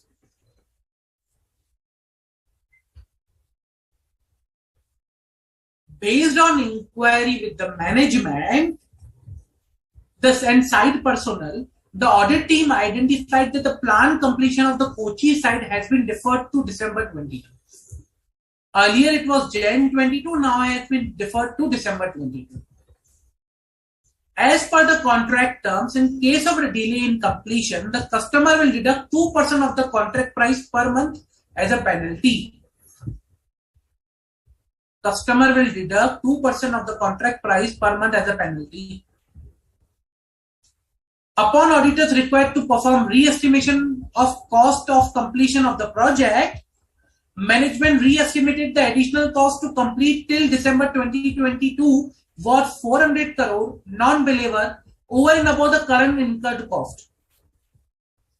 However, management assured the auditors that they will implement Six Sigma program within the entity to reduce the estimated cost of the project. Okay, that's good. Now let's go to the question. First question: upon reviewing the estimated by Percom PL, auditor were of the opinion that they shall base their views and risk assessment regarding the outcome of estimate calculated by Percom PL as EMEA Limited in such industry. Sorry.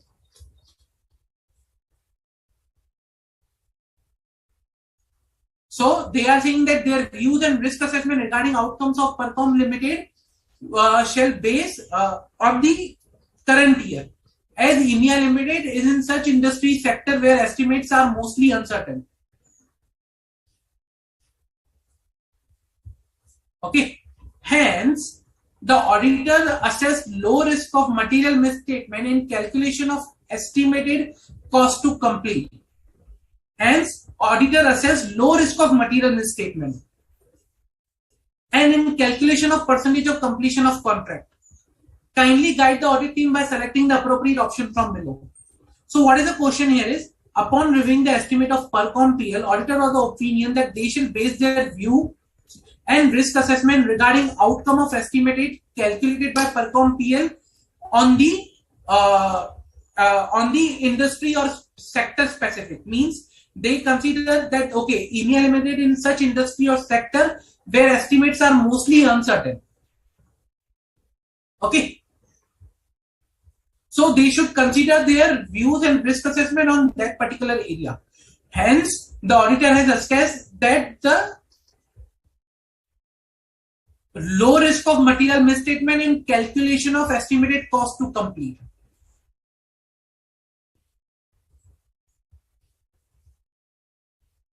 And calculation of percentage of completion of contract. Now let us see answers. The difference in estimate is arising due to information that was available to management when prior period financial statements were finalized or estimates were made, and today when outcome of these estimates are relative, there is a difference. Hence, it should not be. Hence, it is not advisable to review the outcome of the accounting estimate included in the prior period financial statement. Okay, so the difference in the estimates arises due to the information that was available to management when the prior period financial statement were finalized and estimates were made, and today when outcome of estimates are related. Okay, so they say the difference arises because of this reason, and hence outcome of the previous year estimate should not be reviewed. Any difference between the outcome of an accounting estimate and the amount recognized in the prior period financial statement does not necessarily represent a misstatement of the prior period financial statement, and hence auditor risk assessment is appropriate. The auditor shall review the outcome of accounting estimate included in the prior period financial statement, or where applicable, their subsequent re-estimation for the purpose of current period. In the current case, the outcome of the estimate made by Percom PL were grossly misaligned. Also, percentage of completion is directly linked to the revenue recognition. Unless not rebutted, there is a presumed risk of fraud in revenue recognition, due to which auditor should assess this risk as a significant. Many financial reporting frameworks contain guidance on distinguishing between changes in accounting estimate that constitute misstatement and the changes that do not, and the accounting treatment required to be followed. Hence, the financial reporting framework applicable to Percom PL should be referred to identify the level of risk in the estimate. So, the question is that auditor has assessed low risk of material misstatement. That is correct or not, by selecting the appropriate option.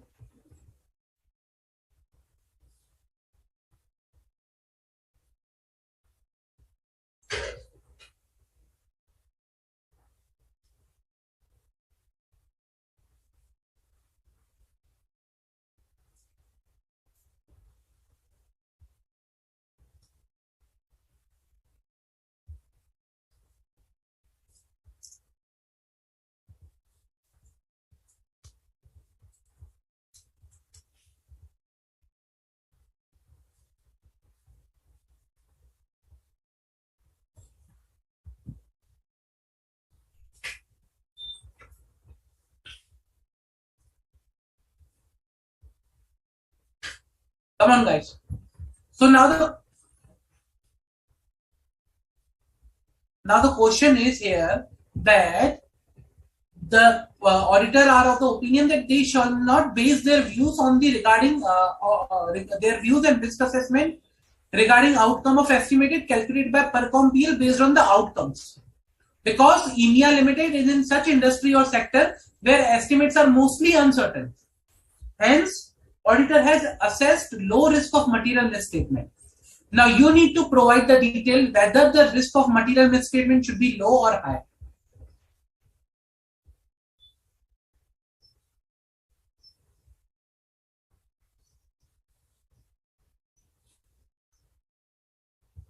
And which essay will be applicable? Namita, there is one more essay which will be applicable.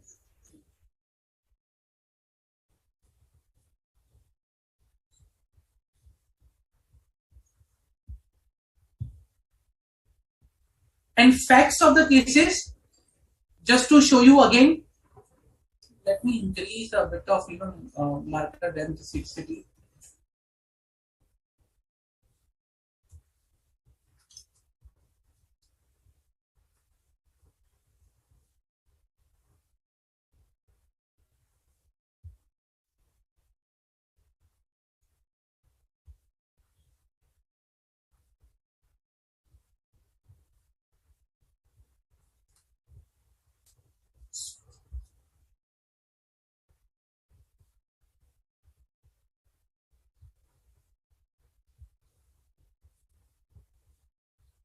I hope now it will be visible.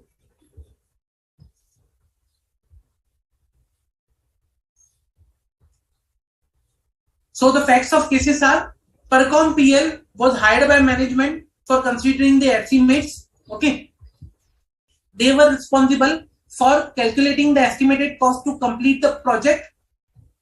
Okay, they estimated the same for Vijayapura site at 330 crores. However, it jumped to 560 crores. Now the reason was they missed out the price escalation. Plus there was COVID.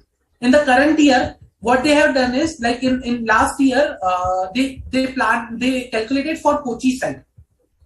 Okay, with respect to the Kochi site, what they did is they estimated that the site will be completed in Jan 22, which was provided by the management, and they estimated that additional cost to be incurred is 490 crores in June 2020. Okay, and the cost incurred till June 2020 was 220 crores. However, till March 2020, the actual cost incurred was 700 crores. The site completion got delayed from Jan 2022 to December 2022. Okay, management has recorded revenue, that is different story. Now the management expects that there will be 400 crore more for the cost to complete till December 2022.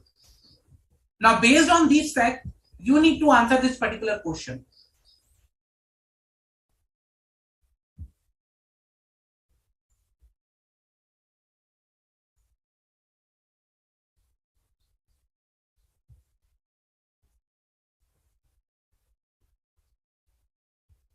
Absolutely correct, Jack.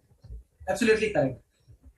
So let me tell you the standards that are applicable that we will consider. Okay, so here there will be two standards that we will be considering for the purpose of this question. Okay, one, we will be considering, we can say, very important standard, like that we need to consider is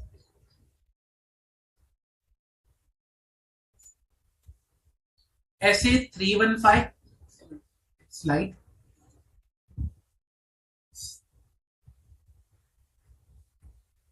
SA 315 plus what we need to consider further is that SA 540 auditing accounting estimates. Okay, now these are the standards I will be considering for the purpose of this particular question. Now before I go, I'll explain you the standard, revise you the standard quickly. Okay, the standard says that when I'm as looking to the estimate uncertainty, what I need to do is I need to see how management has considered the alternative assumptions, why it has rejected them, and how management addressed estimation uncertainty. Okay, then I need to see whether there is a significant assumption used by management are reasonable, whether management has not adequately addressed the effects of the estimate uncertainty, develop a range, obtain sufficient evidence. Okay, select measurement bias for the accounting estimates, and how will I obtain sufficient and appropriate audit evidence? Okay, so what I'll do is evaluate the previous year estimates and their outcomes. Also evaluate the current year estimate and their outcomes if present till the date of audit report. So I will check what was the outcome of the previous year estimates and also evaluate the current year estimate till the date of audit report. That is, I will assess the risk of material misstatement as per SA 315. Okay, remember we discussed something like this in our discussing while discussing SA 540. Also, I said that okay,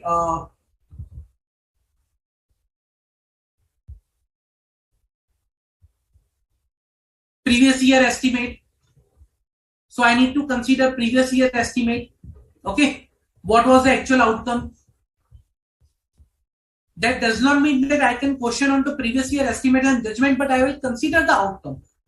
Okay, what was the previous year estimate and what was the outcome of that previous year estimate. So that is that I will ensure and I will consider. Remember that we discussed in SA 540. Also in SA 315 we considered the risk of revenue recognition.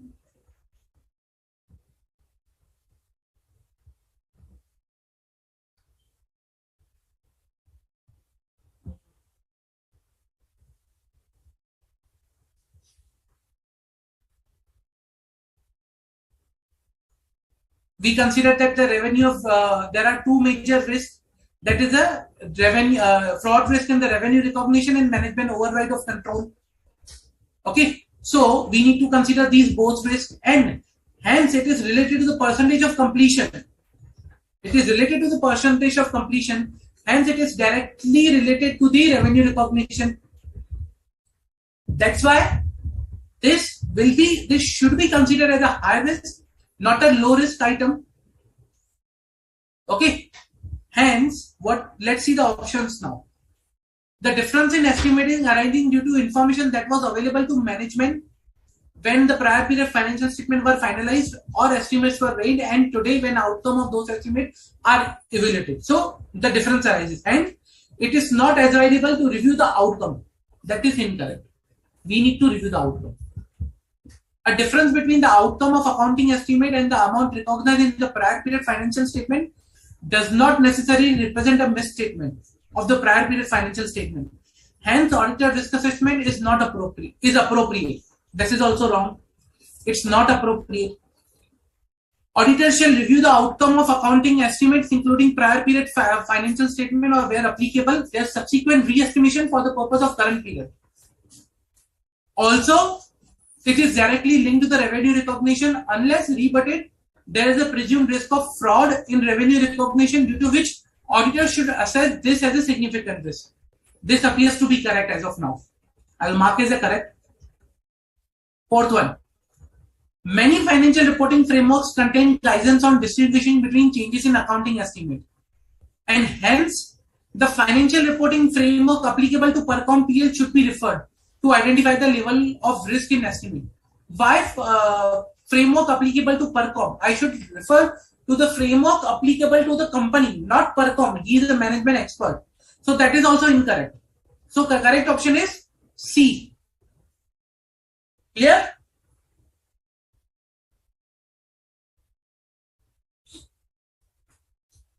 Any doubts? Any doubts? Now if no doubts, clear, let's come to the next question.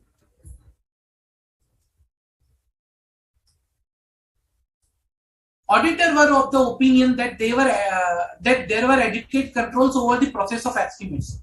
On a quarterly basis, Percom reviews all the estimates for the open contracts by visiting the sites. Hence, auditor concluded that the control is operating effectively. While deciding the nature, timing, and extent of the substantive procedures, auditor decided to place highest reliance on the controls over estimates and decided a low level of substantive procedures to be performed. Kindly guide the auditor with respect to the understanding the entity and its environment, including internal controls. So what they are saying is there were adequate control over the process of estimate. Percom PL reviews all the estimate of open contracts by visiting the sites on quarterly basis. Control is operating effectively. Hence, auditor decided to place higher reliance on controls. Low level of substantive procedure to be performed. Decided low level of substantive procedure to be performed. Let's see what are the facts.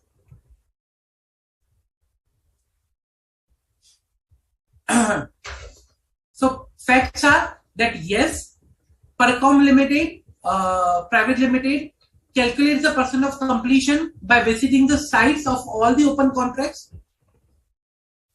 They also calculated the percentage of completion for Vijaypura side, that was 330.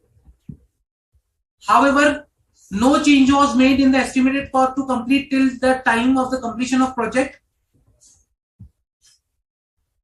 For the Kochi side, For the Kochi side, uh, the estimated cost was estimated in June 2020, that was 490. Cost incurred till March 700. Auditor asked to re-estimate at the year end, and the management re-estimated at 4 crore more than 700. That is the facts. Okay.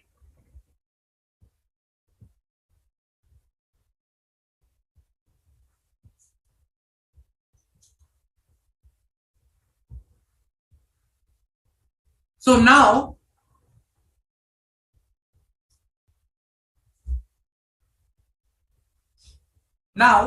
you need to consider all the facts here and decide that by selecting the appropriate option from below. In the current case, Percom PL quarterly reviews the estimate of all contracts and hence the control should be said operating effectively. Therefore, auditor's risk assessment is appropriate. Evaluating the design of control involves considering whether the control, individually or in combination with other control, is capable of effectively preventing, detecting, and correcting material misstatement. In the current case, controls were not able to detect the correct estimated cost to complete the project, and hence the said control were not operating effectively. Obtaining an understanding of entities control is sufficient to test their operating effectiveness. Hence, in current case, it can be said that the controls overestimate are operating effectively. The control environment includes the governance and management function and the attitudes, awareness, and actions of those charged with governance and the management concerning the entity's internal control and its importance in the entity. Hence, all the elements are appropriately established in the company, and hence it can be said that the control environment in the company is operating effectively, including control over estimate. Is operating effectively, including controls over estimate. So you need to select one correct option from the below.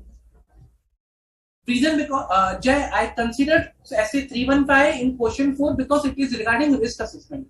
I am assessing the risk. That's why. So essay 315 guides that how you need to assess the risk.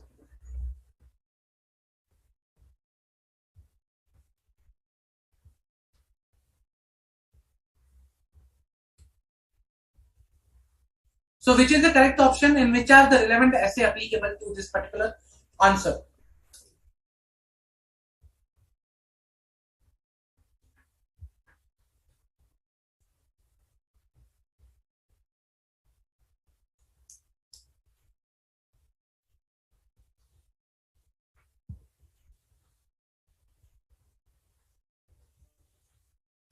Also in question number 4, you can say that okay, there will be one more essay applicable, essay 240, risk of fraud, because I'm talking about revenue recognition. So that is there.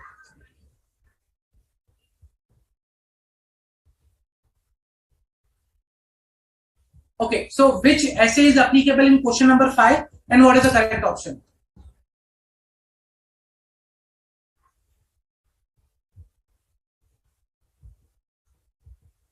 Come on, guys.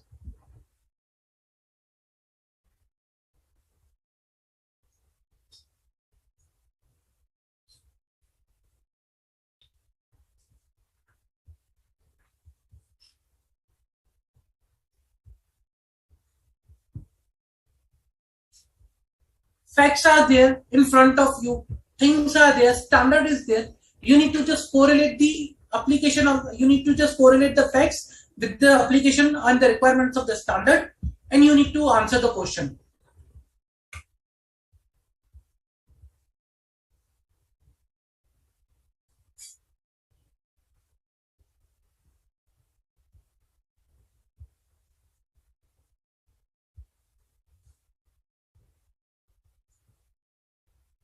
Come on, guys. Question number 5. Management auditor is saying control is operating effectively. Hence, they decided low level of substantive procedures to be performed. High reliance on control over estimates. What do you say?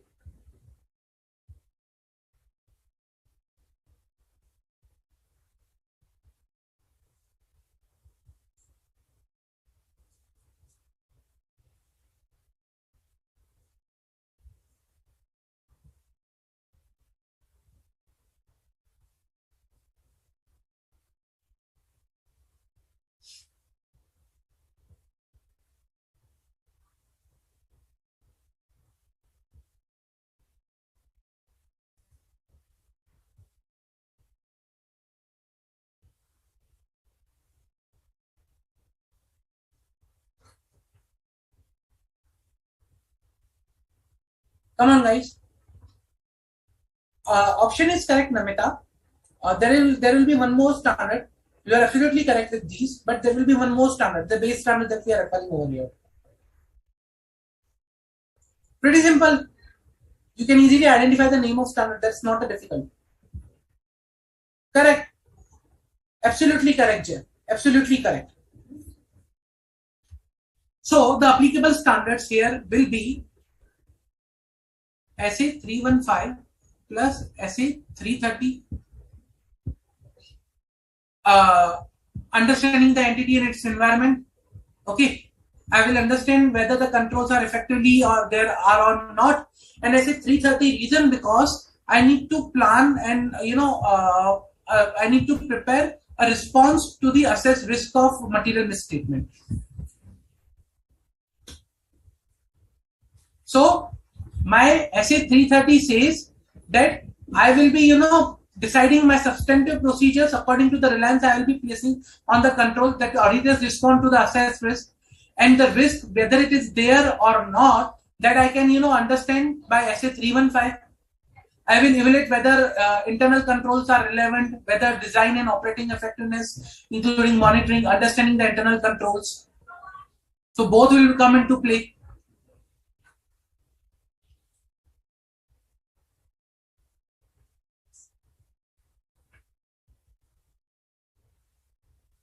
Okay. Now let us see both essays. Both. Okay.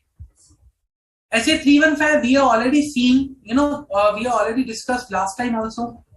Now SA 315 says that you need to consider the risk, or you need to consider and evaluate the design and operating effectiveness of the internal control. Now here the control was performing or if operating effectively. How we can say that, or is not operating effectively, how we can say that is, although Percom Limited was reviewing all the open contracts on quarterly basis by visiting the site, in case of two scenarios that we have identified, that is Vijayapura site and Kochi site, the estimated cost of completion that was estimated, okay, in case of Vijayapura site in Jan 2021, in Vijayapura site in September 2019, was not revised till the time the project got completed. However, it was revised on quarterly basis, which was not done. Number two, in case of Kochi site, initial cost estimation was done in 2020. However, till the end of March 2022, no revision was made. Means the control is not operating effectively. Now, if the control is not operating effectively, as per SA 330, I cannot place high reliance on the control, and hence I need to obtain more evidence through substantive procedure instead of placing reliance over the control. So let us see the options. In the current case, Percom PL reviews the estimate of all open contracts, and hence the control can be said to be operating effectively, which is a wrong statement. I cannot say that. It's the otherwise. Evaluating the design of control involves considering whether the control individually in combination with other control is capable of effectively preventing and detecting and correcting material misstatement. It is not preventing. Means control is not operating effectively. In the current case, controls were not able to detect the correct estimated cost to complete the project, and hence the said controls were not operating effectively. This appears to be correct to me. Then let us see. Obtaining understanding of entities' internal control is sufficient to test their operating effectiveness. Answer, that is grossly wrong. Only obtaining understanding is not correct. You need to test the operating effectiveness along with the understanding the entity. That is SA 330. See.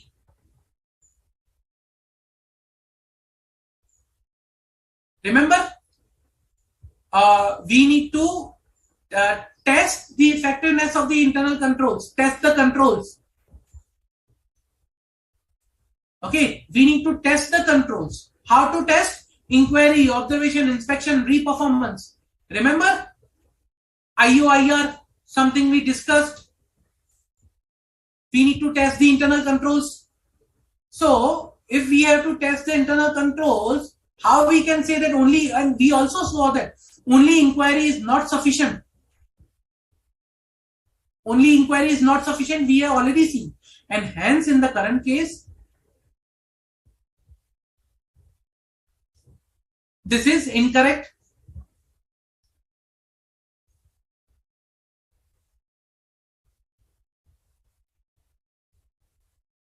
Also, the control environment includes this all things, and then we can say that control is operating effectively is also incorrect, D option. So the correct option is B.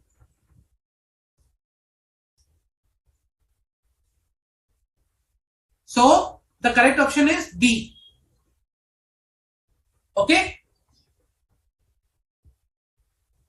Any doubt, guys? Any doubt?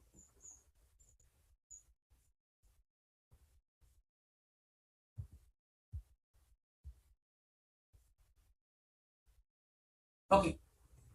One last question for today. Okay. Let us read quickly. While performing the procedures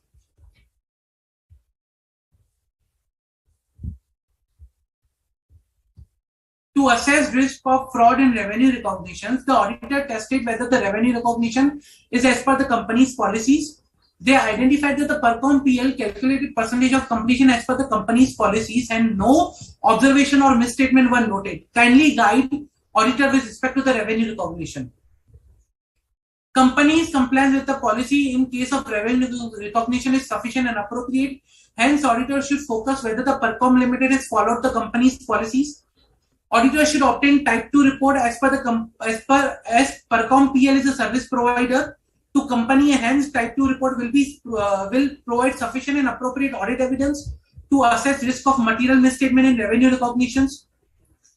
If the entity has a contract that is erroneous, the present obligation under the said contract shall be recognized and measured as the provision on immediate basis. In the current case, company has not recognized the present obligation, that is estimated cost to complete the contract. Hence, there is a misstatement in the revenue recognition.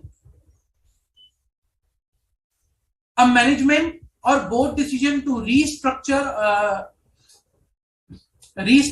taken before at the end of reporting period does give rise to a constructive obligation, and hence the auditor should rely upon the management Six Sigma program and should wait for the outcome of actual cost incurred to close the contract. So what they should do? Now the question is, auditor tested revenue recognition, they identified no observation. They say that revenue recognition and percentage of completion is as per the company's policies. You need to select the appropriate option from below.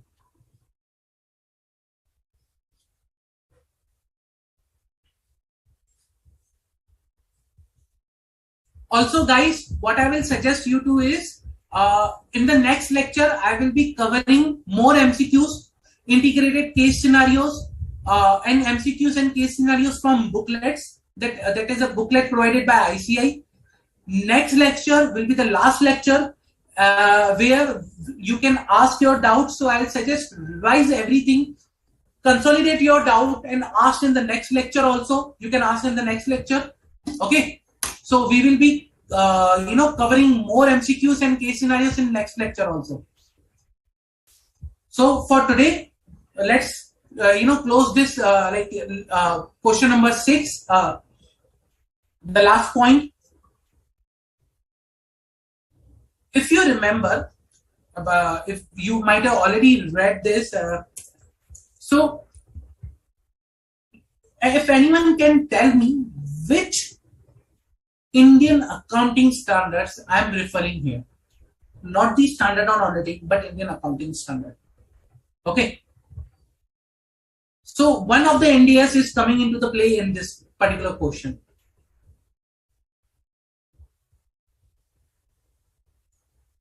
Although essays are there, essay is there, but there is NDS also. Now that's a bonus question for you guys. If anyone can tell me which NDS I am referring over here, okay, that will be a bonus question to you. Means you are perfectly onto the things that you know. But having said that, What is the correct option that you will choose in this scenario?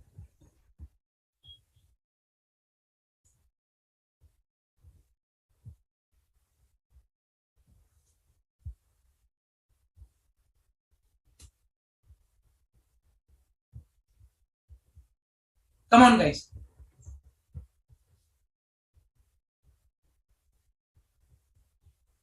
No. So, uh, people saying India's 115 is not correct.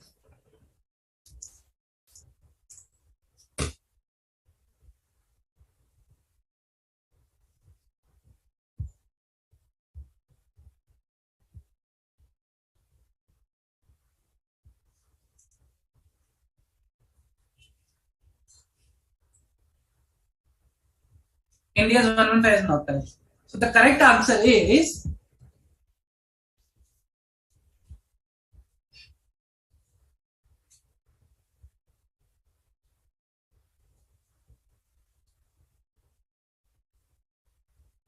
if anyone wants to refer, they can refer to India's 37 para 66 on the onerous contracts. That is something I'm referring over here, because that is also relevant to the revenue recognition.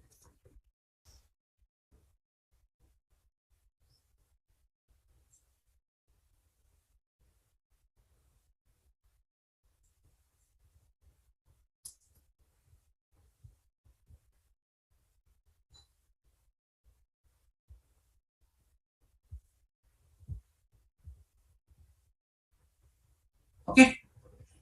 Now, what is the correct option, guys?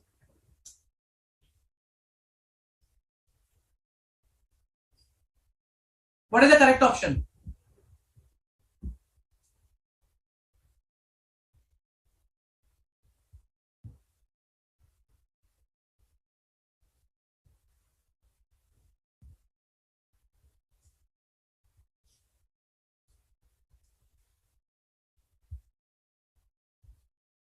Let us see. So while compliance with the company policy in the case of revenue recognition is sufficient and appropriate, hence auditors should focus whether Percom PL has followed the company's policy. That is incorrect. Reason because with company's policies, I need to consider compliance with the NDS, applicable financial reporting framework. Okay, have that been, is that complied over here? Yes, no. So we need to consider that. So option A is incorrect. That means option B. Percom PL as a service provider type 2 report will provide sufficient appropriate audit evidence.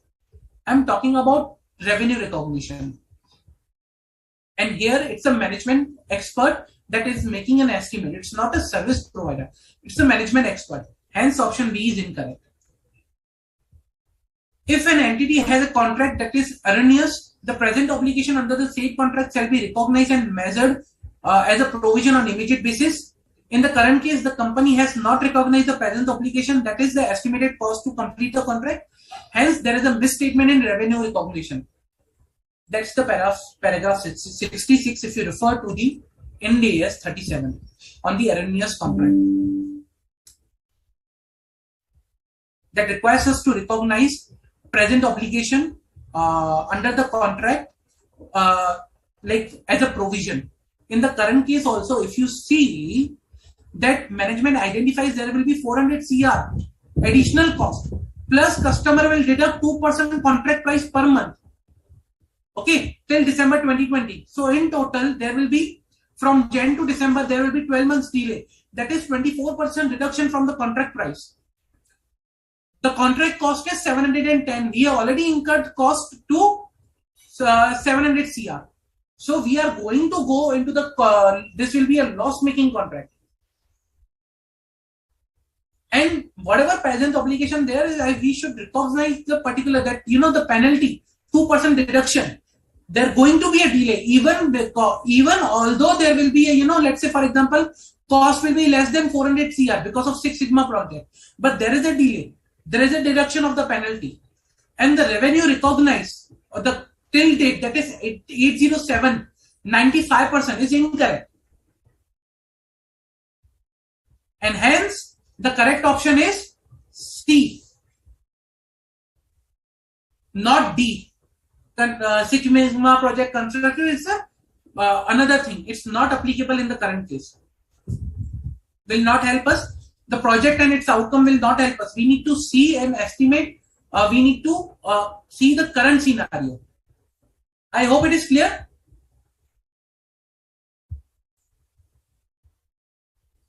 Any doubt, guys? Any doubt?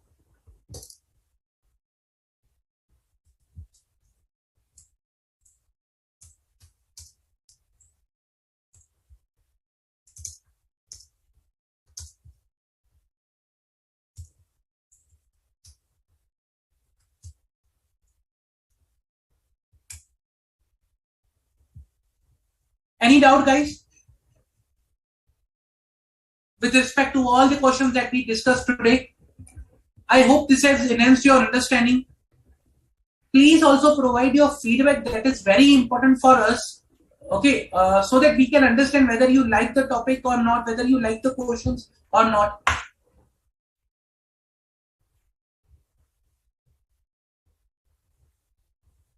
Any doubt, guys?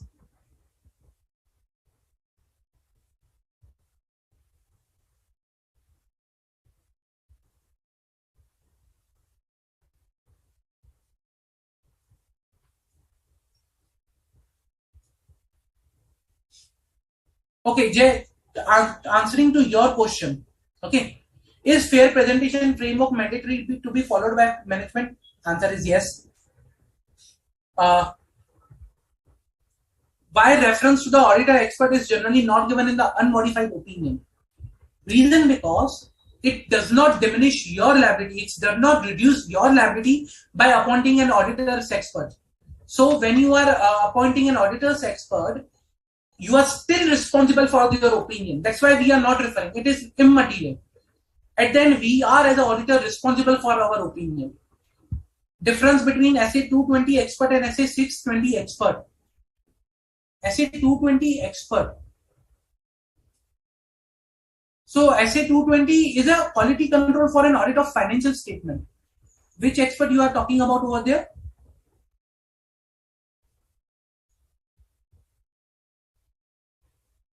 Does auditor expert 620 become part of engagement team? Yes. If auditor hires an expert, it becomes part of engagement team. And all the, like at that point in time, we need to see whether the quality control procedures that are there as per SA 220 are applicable to him or not, or whether any independent quality controls procedures or policies are applicable to him.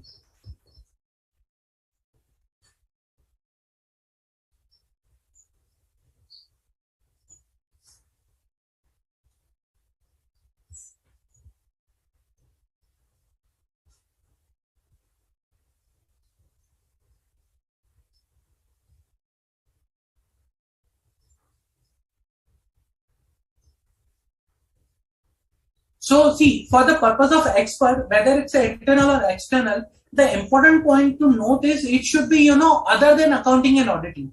Now then, let's say for example, it is something, engineering related. It can be internal, it can be external. That is there. That is not an issue. But it should be other than accounting and auditing related.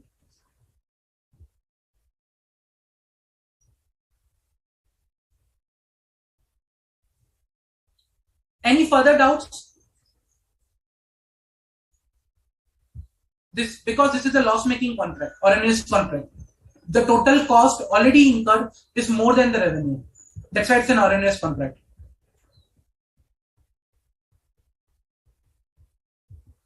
Any further doubts?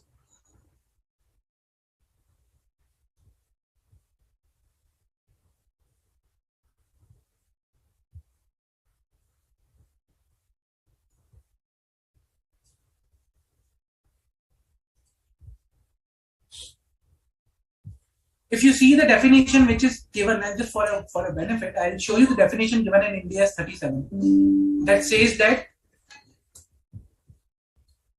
RNS contract is a contract in which the avoidable cost of meeting the obligation under the contract exceed the economic benefit expected to be received under it. So economic benefit, that is the contract price, and the cost exceed the contract price, that's why it's an ordinary contract.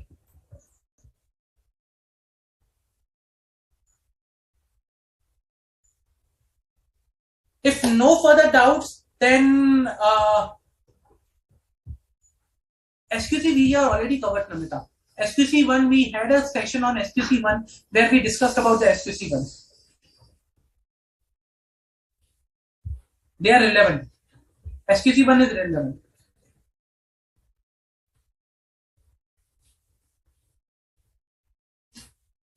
Okay, if no further questions, guys, then we can conclude the session here. In the next lecture, I will be covering more MCQs, integrated case scenarios from the booklet.